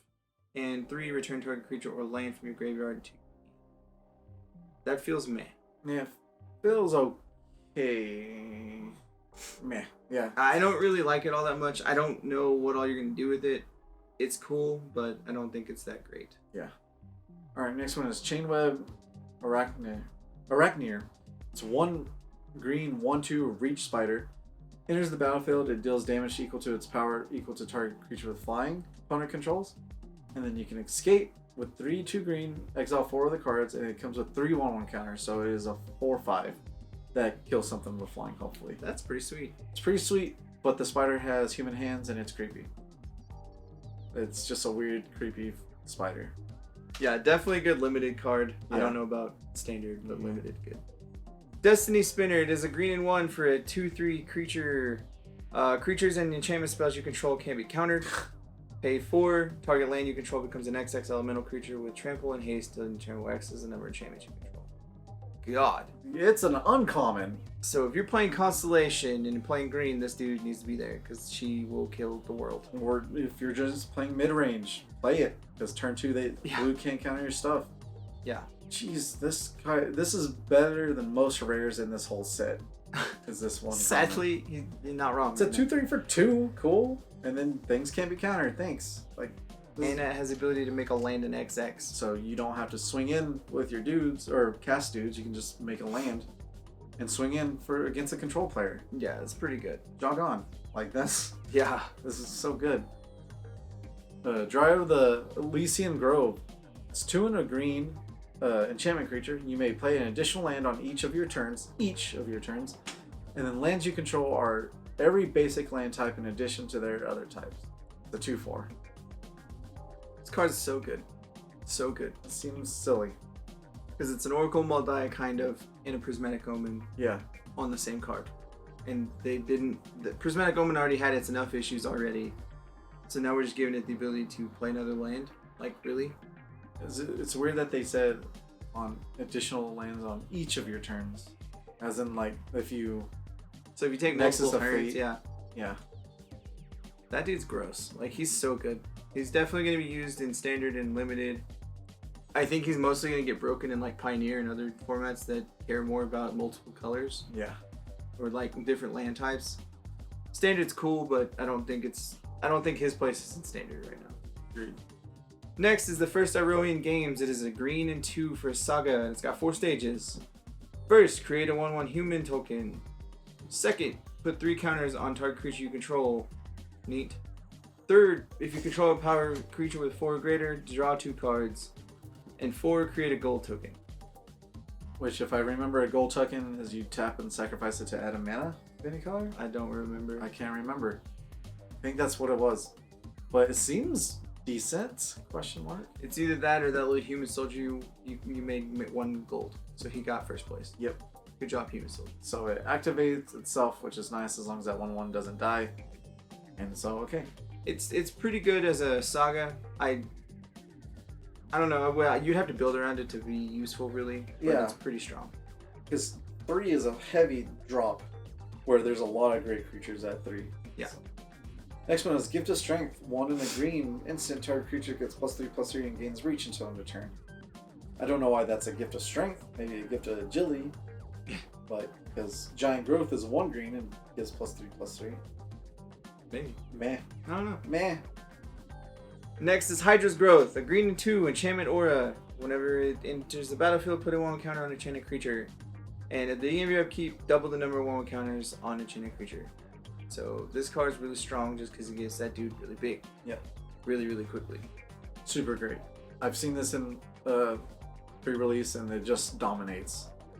Yeah. Just immediately. Well, because it makes one dude bigger than your dudes. Yep. And that's what makes it so strong. Limited, bomb. Yeah. Standard, it could be played. Build around.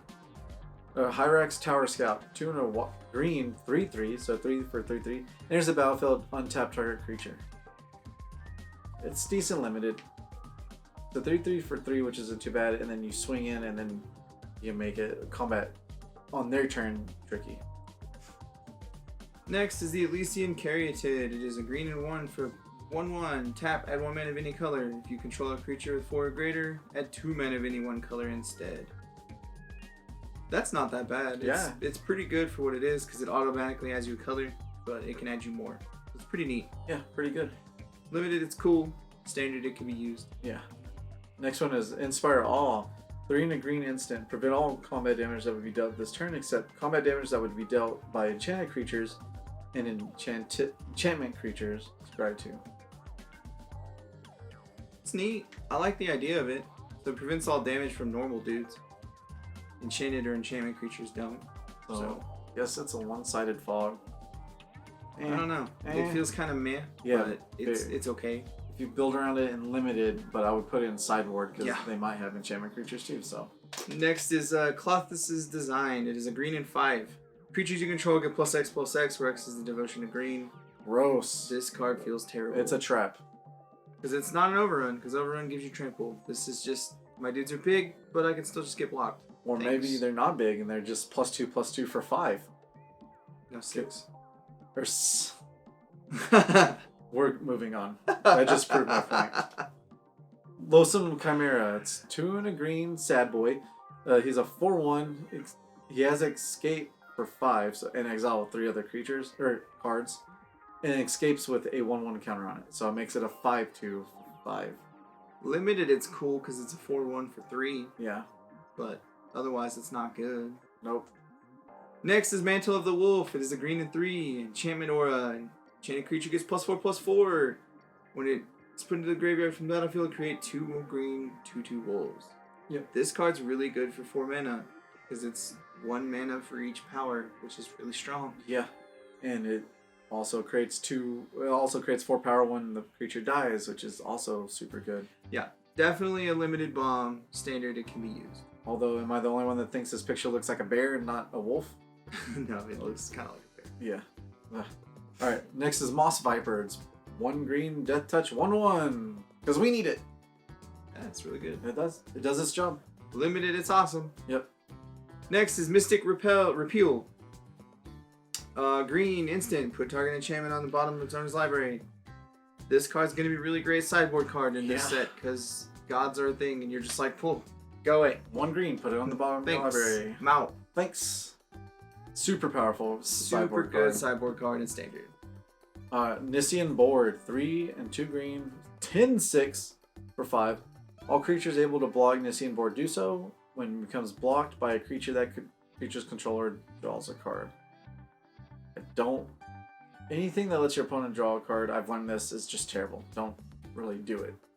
It doesn't really feel that good. Like, you can try to board wipe with this boar of all their dudes, but why not just play green and board wipe for 5 and not let them draw a card? It's just, I don't think it's good. And it doesn't have trample, so no. Man. Next is the Nessian Horn Beetle. It is a green and 1 for a 2/2. At the beginning of combat of your turn, if you control another creature with 4 or greater power, put a 1 counter on this. It's cool. I don't think it's worth it because it requires something else to be good. Yeah. So it doesn't really feel all that great, but limited, it's really good. Yeah, it is a 5-bear, 2/2 for 2. That's it. Nissian Wanderer, it's 1 and 1 green, 1/3 constellation.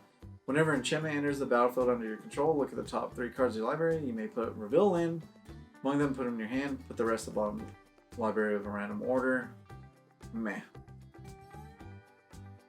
So far, like, other than like 3 or 4 constellation cards, seem kind of meh. Yeah. Just, if it put it in the field, then yes. But you're literally, every time you want to play a creature, you're negating all your spells that you just got. Yeah. It's a trap. Don't do it. Next is the Nexus Wardens. It is a green and 2 for a 1/4 reach constellation. You gain 2 life. Yep. So it's okay. It's not really that cool, but it's a good limited card. Yeah. Alright. Nalia, Kenai, 3 and a green, 5/6, indestructible god. As long as the devotion is less than 5, it's not a creature. Creature spells you cast cost 1 less to cast, which is bonus. Pay 3, reveal the top card of the library. If it's a creature card, put it in your hand. Otherwise, you may put it in the graveyard. It's pretty good. It's really good. Limited, super bomb. Standard, probably really good. Yeah, standard it'll be used, but it's not going to be like super crazy. Yeah, no, not at all. Nylea's Forerunner. It is a green and 4 for a 5/3 trample, and other creatures you control have trample. This card will win you every game in limited, always. Yes. Because you're just like, all my dudes are trample. Yeah, good luck. If you remember the other one with elementals, like M20 or whatever, where it says all your other elementals have trample, it's good. Yeah, this dude's just as good. Yep. Nylea's Huntmaster, 3 and a green, 4/3. That's powerful. Enters the battlefield, target creature you control gets +X, where in the turn where X is your devotion to green. Really good limited. Mm-hmm. Nylea's Intervention is 2 green and X. Choose one. Search your library for up to X lands, reveal them, put them in your hand, and or deals twice X damage to each creature with flying. So it's pretty cool because you get a lot of lands really quickly. But other than that, I don't really see it being used though. Because Hurricane's cool, but nobody really ever cares about Hurricane. No one cares for that. It's not instant, so I think it has potential. And it says any land. So one commander's gonna love it. And standard, you can just get whatever mana fixing that you need. Yeah. I think it's great. Nyx Herald, 2 and a green, 2/3 enchantment creature. At the beginning of combat on your turn, target enchanted creature or enchantment creature, you get +1/+1 and gain trample on your turn. It's solid. Yeah, that is a pretty solid. It's very, very solid card for limited. Next up is the dude I've heard everybody talk about, is the Nyx Bloom Ancient. It is 3 green and 4 for a 5/5 trample. If you tap a permanent for mana, it produces 3 times as much in that mana instead. So this dude is kind of disgusting. Yep. If he gets in play, you get to have all the mana in the world you ever want. But the thing is, he's already cost so much to get there, so what do you need that mana for? Yeah. You know? I don't know. But I've heard a lot of people talk about this dude. There's all kinds of silly ways you can destroy games with all the mana, which is, it makes sense because you're tripling mana. Yeah.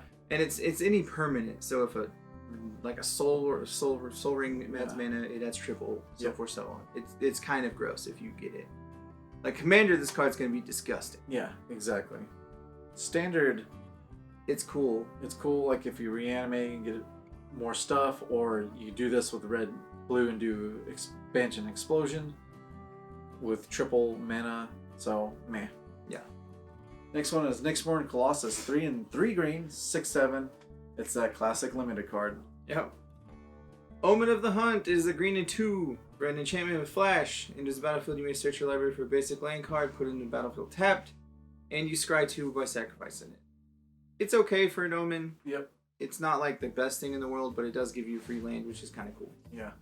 Limited is great, but they just will never reprint Rampant Growth ever again. Yeah, no. It's too powerful.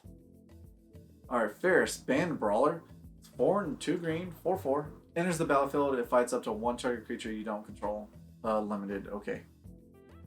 Next up is Plummet. I don't know how many times we're going to reprint this card and then just standard, forever. But it's here again. Green and 1, destroy target creature with flying. Like, it's That's still a good sideboard card. It's still going to be in standard again. Yep. Relentless Pursuit.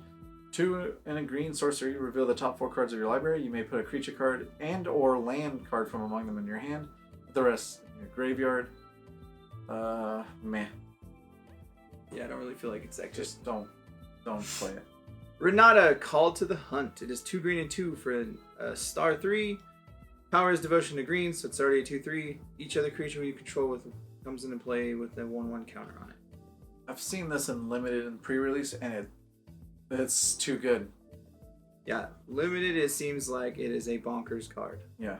Standard, I actually still think it's a bonkers card because it still gives your dudes bigger. Yeah, just every time you play a dude, it just gets real big. Alright, this one is Return to Nature. It's 1 and a green instant. Choose one, destroy target artifact, destroy target enchantment, or exile target card from the graveyard. Simple reprint. The card's a great sideboard card. Mm-hmm. Next is the Tessian Champion. Is a green and 2 with Constellation. You put a 1/1 counter on him and you draw a card. So really good in the Constellation deck. It's like a pseudo Tireless Tracker. Yep. And Tireless Tracker kind of was disgusting. And also, this dude is really strong. I like this dude a lot. this guy is really good. Especially it's a 1/3 and not a 1/1. So it can block early game. Yeah. And the fact that it says enchantment, not just auras, so you can play like Vanishing Light. You can play like Green-White Prison with this guy and just continually just win. Alright, Setzian Petitioner, thank you. It's 1 and 2 green, 2/2. Enters the battlefield, you gain life equal to your devotion to green. I feel like this is a reprint or a reuse of this card, and that's decent. Yeah. It's limited decent. Yeah, it's cool and limited. Yeah. Standard, I don't think it's useful. Nope. Next up is Setessan Skirmisher. It is a green and 1 for a 2/1 Constellation, and he gets +1/+1 on enchantment. Simple as that. So he angry mans at you, good and limited. Yep. Alright. And setting in training, it's 1 in a green, enchantment aura. Enters the battlefield, draw a card, so it's a cantrip. That's good. Creature gets +1 and has trample, which is really good for the big green dudes. So limited filler for 1, I'd say, in the limited deck. Next up is the Skola Grove Dancer. It is a green and 1 for a 2/2. Whenever a land card is put into your graveyard from anywhere, you gain 1 life. A green and 2, put the top card of your library into your graveyard. It's now. Neat, It's I guess. Yeah, Limited filler card. pretty much. That's about it. Next one is Voracious Typhon. It's 2 and 2 green, 4/4. Its ability is it has escape, so pay 7, exile 4 of the cards, escapes with 3 1/1 counters on it. So it's a 7/7 for 7. It's a 4/4 for 4. It does what green does. Yeah, I'm a big stompy dude. Yep, limited go. And a good limited. Yep. Warbriar Blessing. It is a green and 1 enchantment aura. An enchanted creature gets +0/+2. And whenever this enters the battlefield, enchanted creature fights up to 1 target creature you don't control. That's pretty cool. So, limited, it's really good. Yeah. Standard, I think it's going to be okay, but it's not like super strong. This one, Wolf Willow Haven, 1 in a green enchantment. Land, so it's an aura, but you enchant it on a land. Whenever enchanted land is tapped for a mana, its controller adds an additional green. And then you could pay 5, sacrifice it, create a 2/2 green wolf token. Activate this only during your turn. So no Trixies on blocks, which is sad. But I guess this can ramp you up really quick and limited. Yeah. Because that's all you're going to be playing. And that is it for green. Alright, we'll go in the multicolored. Alright, first up in multicolor. Acolyte of Affliction. It is a black, green, and 2 for a 2/3 human cleric. When it enters the battlefield, put the top 2 cards of your library into your graveyard. Then you may return a permanent card from the graveyard to your hand. So it's a weird, like, recursion card. Yep. It fuels itself, which kind of helps, but I don't really feel like it's all that good. No, yeah. Golgari Finebroker was pretty nice in a graveyard recursion deck, and this could be too. But Yeah. I think it's a build around. Yeah. Alright, the next one is Allure of the Unknown. 3 black, red sorcery. It's weird. The art's awesome. Reveal the top 6 cards of your library, and opponent exiles a non-land card from among them. Then you put the rest into your hand. The opponent may cast the exiled card without paying its mana cost. Blah. I don't know about this card at all. This card feels so dangerous, Yeah. and it feels like enough of a jank card that I want to play it. Like, It just... Like, you almost fill up your hand, but they get to pick the best card out of it. And then get to play it for free on your turn or their turn. It depends. Like, I don't know. I don't know about that. I mean, you could just build a terrible deck and just be like, good luck. Yep. But, Then how are you winning from there? yeah, I don't know. You get to draw cards. That's about it. I don't know. This card looks really fun. Limited, it's probably pretty cool, but it could be dangerous because they get your bomb. Yeah, they get your bomb. Regardless of where it's at, they get your bomb card, and you're just like, I don't know. We'll see about that. But if the other cards are just good enough, then make that card. It doesn't matter. Next up is Ashiok, Nightmare Muse. It is a blue, black, and 3 for a 5 loyalty walker. +1, create a 2/3 blue and black nightmare creature token with whenever this creature attacks or blocks, each opponent exiles the top 2 of their library. -3, return target non-land permanent to its owner's hand, then that player exiles a card from their hand. -7, you may cast up 3 face-up cards your opponents own from exile without paying their mana cost. So I really like Ashiok. Yep. I think she's really strong because she mills them out. Not really like fast, but it can happen. And then you get to play their cards for free. Yep. Like, great. And the middle ability just helps you protect the Planeswalker. Ashiok's my favorite Planeswalker of all time. Like, I love him. I love it. And the old one was super good in the last Theros block. And it's just, I don't know. This one seems really strong. Seems super strong. We'll have to see what he can do. Limited, he's really good just because he bounces stuff. And it gives you tokens. Yeah. Standard, he'll be definitely used because he's a play around card. Build around. The fact that also, makes a token that protects itself and it exiles when it blocks. Mm-hmm. It works. Alright. Triss, Oracle of Half-Truths. 2 blue, black, 3/2 minutes. So, when it enters the battlefield, target opponent looks at the top 3 cards of your library and separates them in a face-down pile and an up-face pile. Put one pile into your hand and the other in the graveyard. I don't know what to do with this card, but That card's awesome. But okay. Are you going to always just draw 2 no matter what? Maybe. And the other one goes into the graveyard, so what if that's useful? It's so dangerous. Yeah. I like the idea of that card because it gives you like a weird, dangerous option. Yeah. It's a whole lot of mind games. It's a whole lot of mind games. So standard, it's going to be really good because if you know what's in your deck, you know what you're going to have a chance to get. Limited, it's way more of a dangerous card because you're like, I don't know what's going to happen. And it's only going to happen once, so let's do this. Yeah. Next up is the Bronze-Hide Lion. It is a green 1 for 3/3. You pay a green and a white. He gains indestructible, and when he dies, return him to the battlefield. If it's an aura enchantment with enchanted creature you control... Hold on. Yeah. When he dies, return it to the battlefield. It's an aura enchantment with enchant creature you control, and green-white enchanted creature gains indestructible until the turn, and it loses all ability. Loses all other abilities. So when he dies, he comes back and protects a dude, but they lose all their other abilities. Yep. It's kind of weird. It's super weird. I like him. Don't get me wrong. He's really good in limited for sure, because you're like, I have a 3/3 indestructible. Thanks. But most of everything has abilities you want. Yeah. So I don't know what about this card, but I mean, it's another use for a 3/3 2-drop. He's dangerous. Yeah, he can be very dangerous. Next one is Calyx, Destiny's Hands. It's a brand new Planeswalker. It's a 2 green-white for 4 loyalty. +1, look at the top 4 cards of your library. You may reveal an enchantment card from among them and put the card in your hand. Put the rest at the bottom of the library in random order. -3, exile target creature or enchantment you don't control until the target permanent you control leaves the battlefield. And -7, return all enchantment cards from your graveyard to the battlefield. It's extremely built around Planeswalker. That's just all it is. If you can't build an unlimited, then meh. And then, I don't know. I think this card is terrible. I do too. Because it requires 2 different things for his middle ability to even trigger. Yeah. And like, what? Why? Yeah. Maybe if you have a god on and then you just exile things onto that god. But it's still, requires 2 things to protect itself. Doesn't seem worth it. It's bad. Next is Dalekos, the Crafter of Wonders. He's a blue, red, and 1 for 2/4. Add 2 waste. Spend this mana only to cast artifact spells or abilities of artifacts. Equip creatures you control have flying and haste. Sweet. Yep. So we're playing the artifact equipment, then you get to win. Yes. There's only one equipment that I love, and we're going to get to it for sure. Alright, Devourer of Memory. It's a blue-black 2/1 nightmare. Whenever 1 or more cards is put in the graveyard from your library, Devourer of Memory gets +1/+1 until on a turn and can be blocked. Pay 3, 1 black, colorless, put the top card of your library in the graveyard.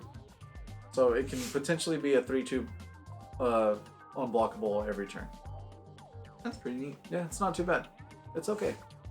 Limited's good. Yeah. Next up is the Dream Trawler. He is 2 blue and 2 white and 2 for a 3/5 flying lifelink Sphinx. When you draw a card, he gets +1/+0. And when it attacks, you draw a card. So it's a 4/5. Yep.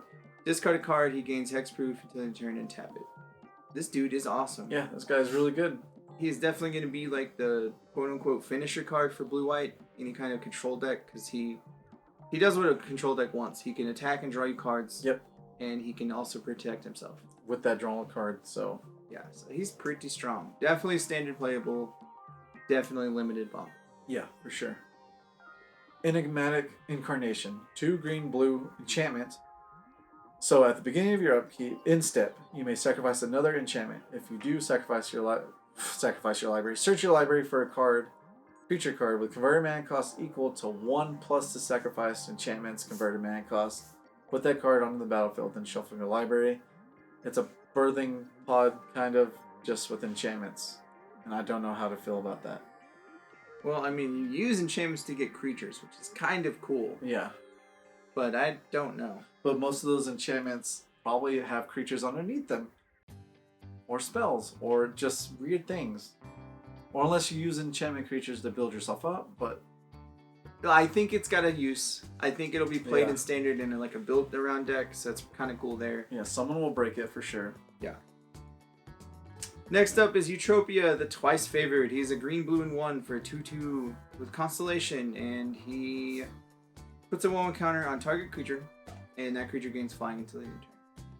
Could be limited goodness. Yep, limited good. Alright, Gallia, the Endless Dance. Red, green, 2/2 satyr. It has haste.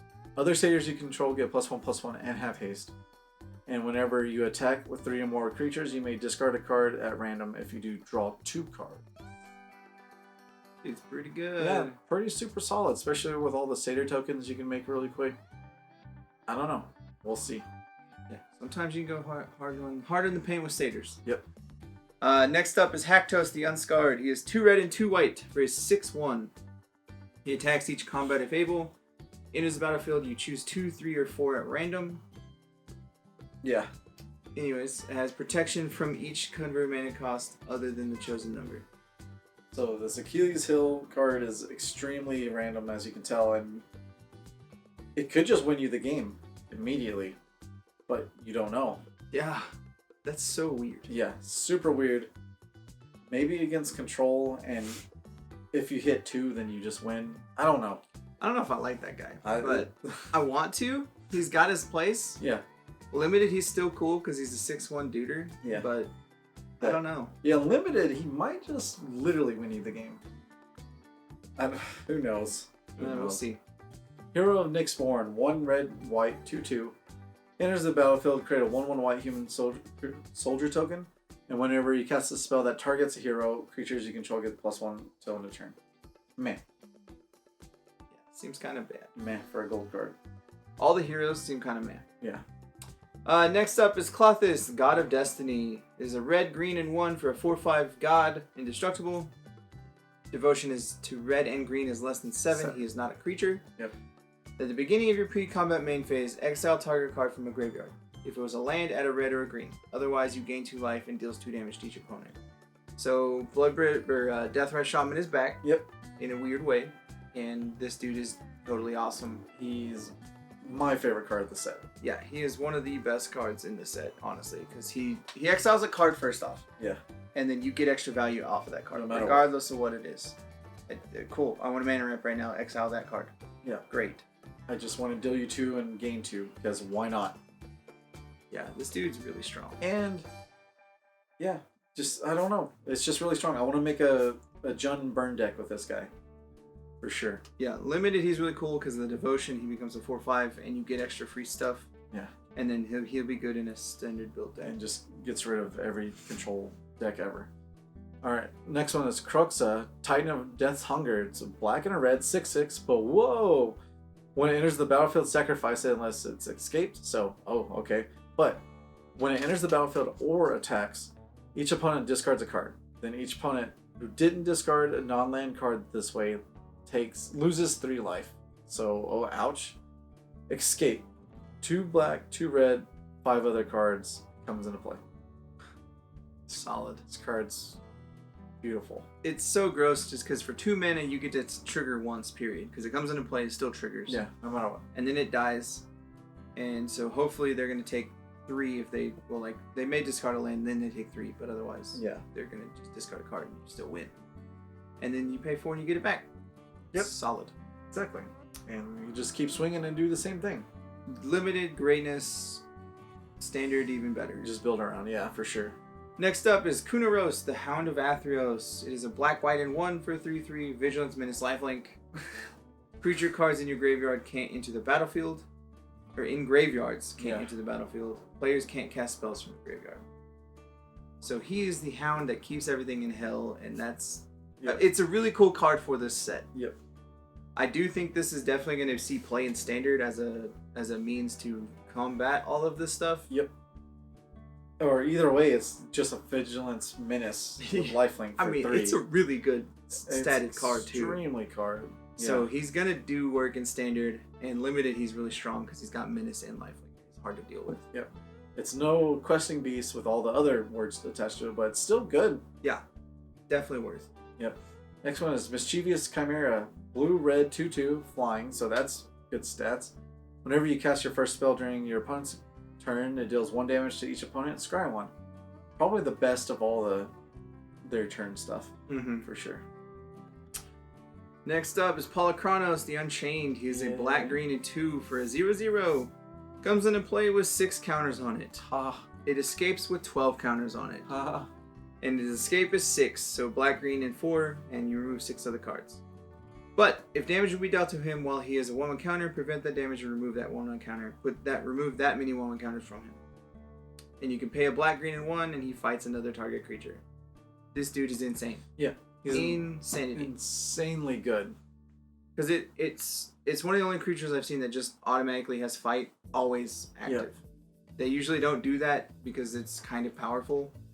But this dude can always just be like, fight that dude, fight that dude, fight that dude. Because I can. And all you gotta do is put more counters on him. Whether it's like escaping him or proliferate or just put counters on him. Yep. Dude is gonna see playing standard because he's good. He's gonna see playing limited because he's disgusting and limited. I have a 6/6 for 4. Great. Thanks. Yeah, just for 4, 6/6. Yeah, It does great. not matter. Yeah, he's good whichever way you play him. Yeah. So just collect as many as possible. The next one is Rise to Glory, 3 white, red, or 3 white, black, sorcery. Choose one or both, because why not? Return target creature card from your graveyard to the battlefield. Return target aura card from your graveyard to the battlefield. And since it's top down, you can pick both. Creature comes into play, then aura comes into play on that creature, and then there you go. Yeah, it's really strong. It's just a classic reanimator for 5. It's good and limited for sure. Yeah. Next up is Siona, the captain of Pyles. It is a green, white, and 1 for a 2/2. Whenever she enters the battlefield, look at the top 7 cards of your library. You may reveal an aura card from among them and put it in your hand. Put the rest of the bottom of your library in a random order. Whenever an aura you control becomes attached to a creature, create a 1/1 human soldier token. Meh. Still one of those man cards because you're all about auras. You're all in on one dude, and that's usually not so good. Yep, and the fact that you top 7 get an aura, that means that's a lot of land / spells / creatures you just lost. Yeah. Alright, next one is Slaughter, Priest of Mogus. Black, red, 2/2. Man, there's a lot of 2/2s for 2s. Mm-hmm. Whenever you sacrifice a permanent, Mogus gets +2/+0 till end of turn. Pay 2, sacrifice another creature or an enchantment. It gains first strike until end of turn. So it becomes a 4/2 first strike. I think it's really good and limited. Standard build around. He's cool if you're playing all the other silly stuff that does with it. Agreed. Next is Staggering Insight. Is a white-blue enchant aura. Enchanted creature gets 1/1 and lifelink and has whenever this creature deals combat damage to a player, draw a card. Yep. It is very good in standard because it is like a Curious Obsession. Yep. And you don't have to swing. Yeah. Unlike Curious And Obsession. you get lifelink. And you get lifelink. So this is gonna win games. Yeah. For sure. Alright, Uros, Titan of Nature's Wrath. 1 blue, green, 6/6. One of my also top 5 cards. Enters the battlefield, sacrifice it unless it's escaped. It's an Elder Giant. Enters the battlefield or attacks, gain 3 life and draw a card. Thank you. And then you can play a land from a card from your hand onto the battlefield. Why? Like, Risen Reef is already good, and this is just Its own self. A little better. Yeah, especially when you attack, it does it. And then you do this, and you can ramp to a 4-drop on, or a 5-drop on turn 4. It's solid. I just realized that these dudes with Stifle is really gross. You just stop that ability, yeah. You're just like, oh, cool, this dude costs 4 regardless. Now Stifle, or just 3 and then Stifle. And yay. And I now have a 6/6 for 4 mana. Exactly. Cool, great. Thanks. Super great, thank you. Gross. Next is the Warden of the Chained. It is a red, green, and 1 for a 4/4 trample. And he can't attack unless you control another creature with power 4 or greater. Meh. Yeah. He's cool, but it's kind of meh. He has to have a lot to trigger him, and that might not happen. Yeah. Alright, and we'll get into the artifacts. Alright, and the first artifact we have is Altar of the Pantheon. It's a 3-drop artifact. Your devotion to each color and each combination of colors is increased by 1, so that helps to your gods. Tap, add 1 mana of any color. If you control a god, demigod, or legendary enchantment, you gain 1 life. It's cute limited. That's a really cool card. Yep. Next is the Bronze Sword. It is 1 for an equipment. Equipped creature gets +2/+0 and equips for 3. It is a limited card only. And it's really crappy, and I I don't like that they use the art like they do for like Sword of Famine and whatever. Yeah. It doesn't feel good. It does not feel good. Entrancing Lyre. It's a 3-drop artifact. You may choose not to untap the Lyre during your untap step. X, tap target creature with power X or less until untapped during its controller's untap step for as long as it remains tapped. So it's really good limited card for sure. Mm-hmm. Next is the Mirror Shield. It is 2 in artifact equipment. Equipped creature gets +0/+2 in hexproof. And whenever a creature with Death Touch blocks or becomes blocked by this creature, destroy that creature. You're already going to be dying with the Death Touch dude because most of the Death Touch dudes are little. But hey, whatever. It's okay. But this makes it where those Death Touch creatures die first. And you don't have to care. Which is... that's why it's worth it. Okay. Yeah. That makes more sense. It's super cute. Super cute. Next one is Nyx Lotus, 4-drop legendary artifact. Enters the battlefield tapped, of course. Tap. Choose a color at an amount of mana of that color equal to the devotion of that color. So it can be really good or be really bad. But it's cute. Yeah, it's neat. Definitely like a build-around card. Oh, yeah. I don't know otherwise. Yeah. Next is the Shadow Spear. 1. Artifact equipment. Equipped creature gets +1/+1, has trample and lifelink. And then 2 equips. Yep. You can pay 1, permanents your opponent's control, lose hexproof and indestructible until the end of the turn. Which, if you notice, you don't need to activate it while it's equipped. It just does it. So it's a artifact enchantment, and it's super powerful, and I would play it in standard and limited bomb. Yeah, this card's disgusting. It just, especially with that red knight that says costs 2 less to equip, and this is 1 drop, you put it on him, you win. Alright, next one, Soul Guided Lantern, 1-drop artifact. Enters the battlefield, exile target card from the graveyard. Yay! Sacrifice it, exile each opponent's graveyard, or pay 1 to sacrifice it and draw a card. So it gets rid of escape stuff, and it's easy graveyard kill. That's pretty good. Next up is Thaumaturge's Familiar. It is 3 for a 1/3 flyer. Whenever it enters the battlefield, you scry 1. And it's just a good vanilla, like, limited card. Yeah, limited filler. Mm-hmm. Next one is Thundering Chariot, because they have to have vehicles in every set now. It's a 4-drop 3/3. First strike, trample, haste. That's good. And the best part, crew 1. So your satyrs that you can't do anything because it's going to be blocked, then you have this chariot do the work for you. Hey, but they wanted vehicles to work. They tried. They bend the only go. That's true. Next is Traveler's Amulet. It is a good reprint. It is 1 for an artifact. Pay 1, sacrifice this, search your library for a basic land card, reveal it, put it in your hand, shuffle your library. Limited goodness, especially if you do multiple colors. Hey. Next one is Wings of Hubris. 2-drop. Equipped creature has flying. Sacrifice wings. Equipped creature can't be blocked this turn. Sacrifice at the beginning of the next end step. Pay 1 to equip. That's pretty good. Yeah. Nothing crazy. I like the... Yeah. That's cute. And now we'll get into the land. The first one is Field of Ruin, which is also a reprint, but it's nice. So tap, add a waste, tap 2, pay 2. Sacrifice this, destroy target non-basic land and opponent controls. Each player searches their library for a basic land card and put it in the battlefield and shuffle your library. Seems good. Next is Labyrinth of Scophos. It is tap, add a waste, or pay 4, tap, remove target attacking or blocking creature from the combat. So it's kind of like a Mezavith, Yep. but not as strong. But with that little Minotaur dude, it's pretty neat. Yeah, so it's not strong, but that's fine. It doesn't need to be that strong. And paying 4, I feel like it's perfect control card. Yeah, this is really good in a standard control deck. Yep. Just because you're going to be playing and reacting to what they do. So if you have a way to just be like, hey, don't attack me, great. And it's cool. In limited, if you get it and the Minotaur, it's like the first time a land's going to be useful in limited. Yeah, exactly. I mean, they usually aren't, so that is true. All right, and of course the next ones are temples, which you already know what they should do. So temples come into play tapped, but you can descry 1. And we got the other colors. So we have red green, blue black, white blue, black red, and green white. So now you can play all 5 colors if you want in a deck. Yay! But it'll be forever before you can actually do anything. And then next up is Unknown Shores, which is just the basic terrible land. That the adds filter a land. Filter. It adds a waste and then pay 1 filter for any color. And that's it. That is the set review. After going through all of it, I feel pretty disappointed, to be honest. Like, there's really good single cards in this set, but overall the set feels very lackluster. Very, very lackluster, especially in white. It's cool because there's a lot of auras and enchantments, but I mean, like, if you don't have hexproof creatures to put them on, they're pointless.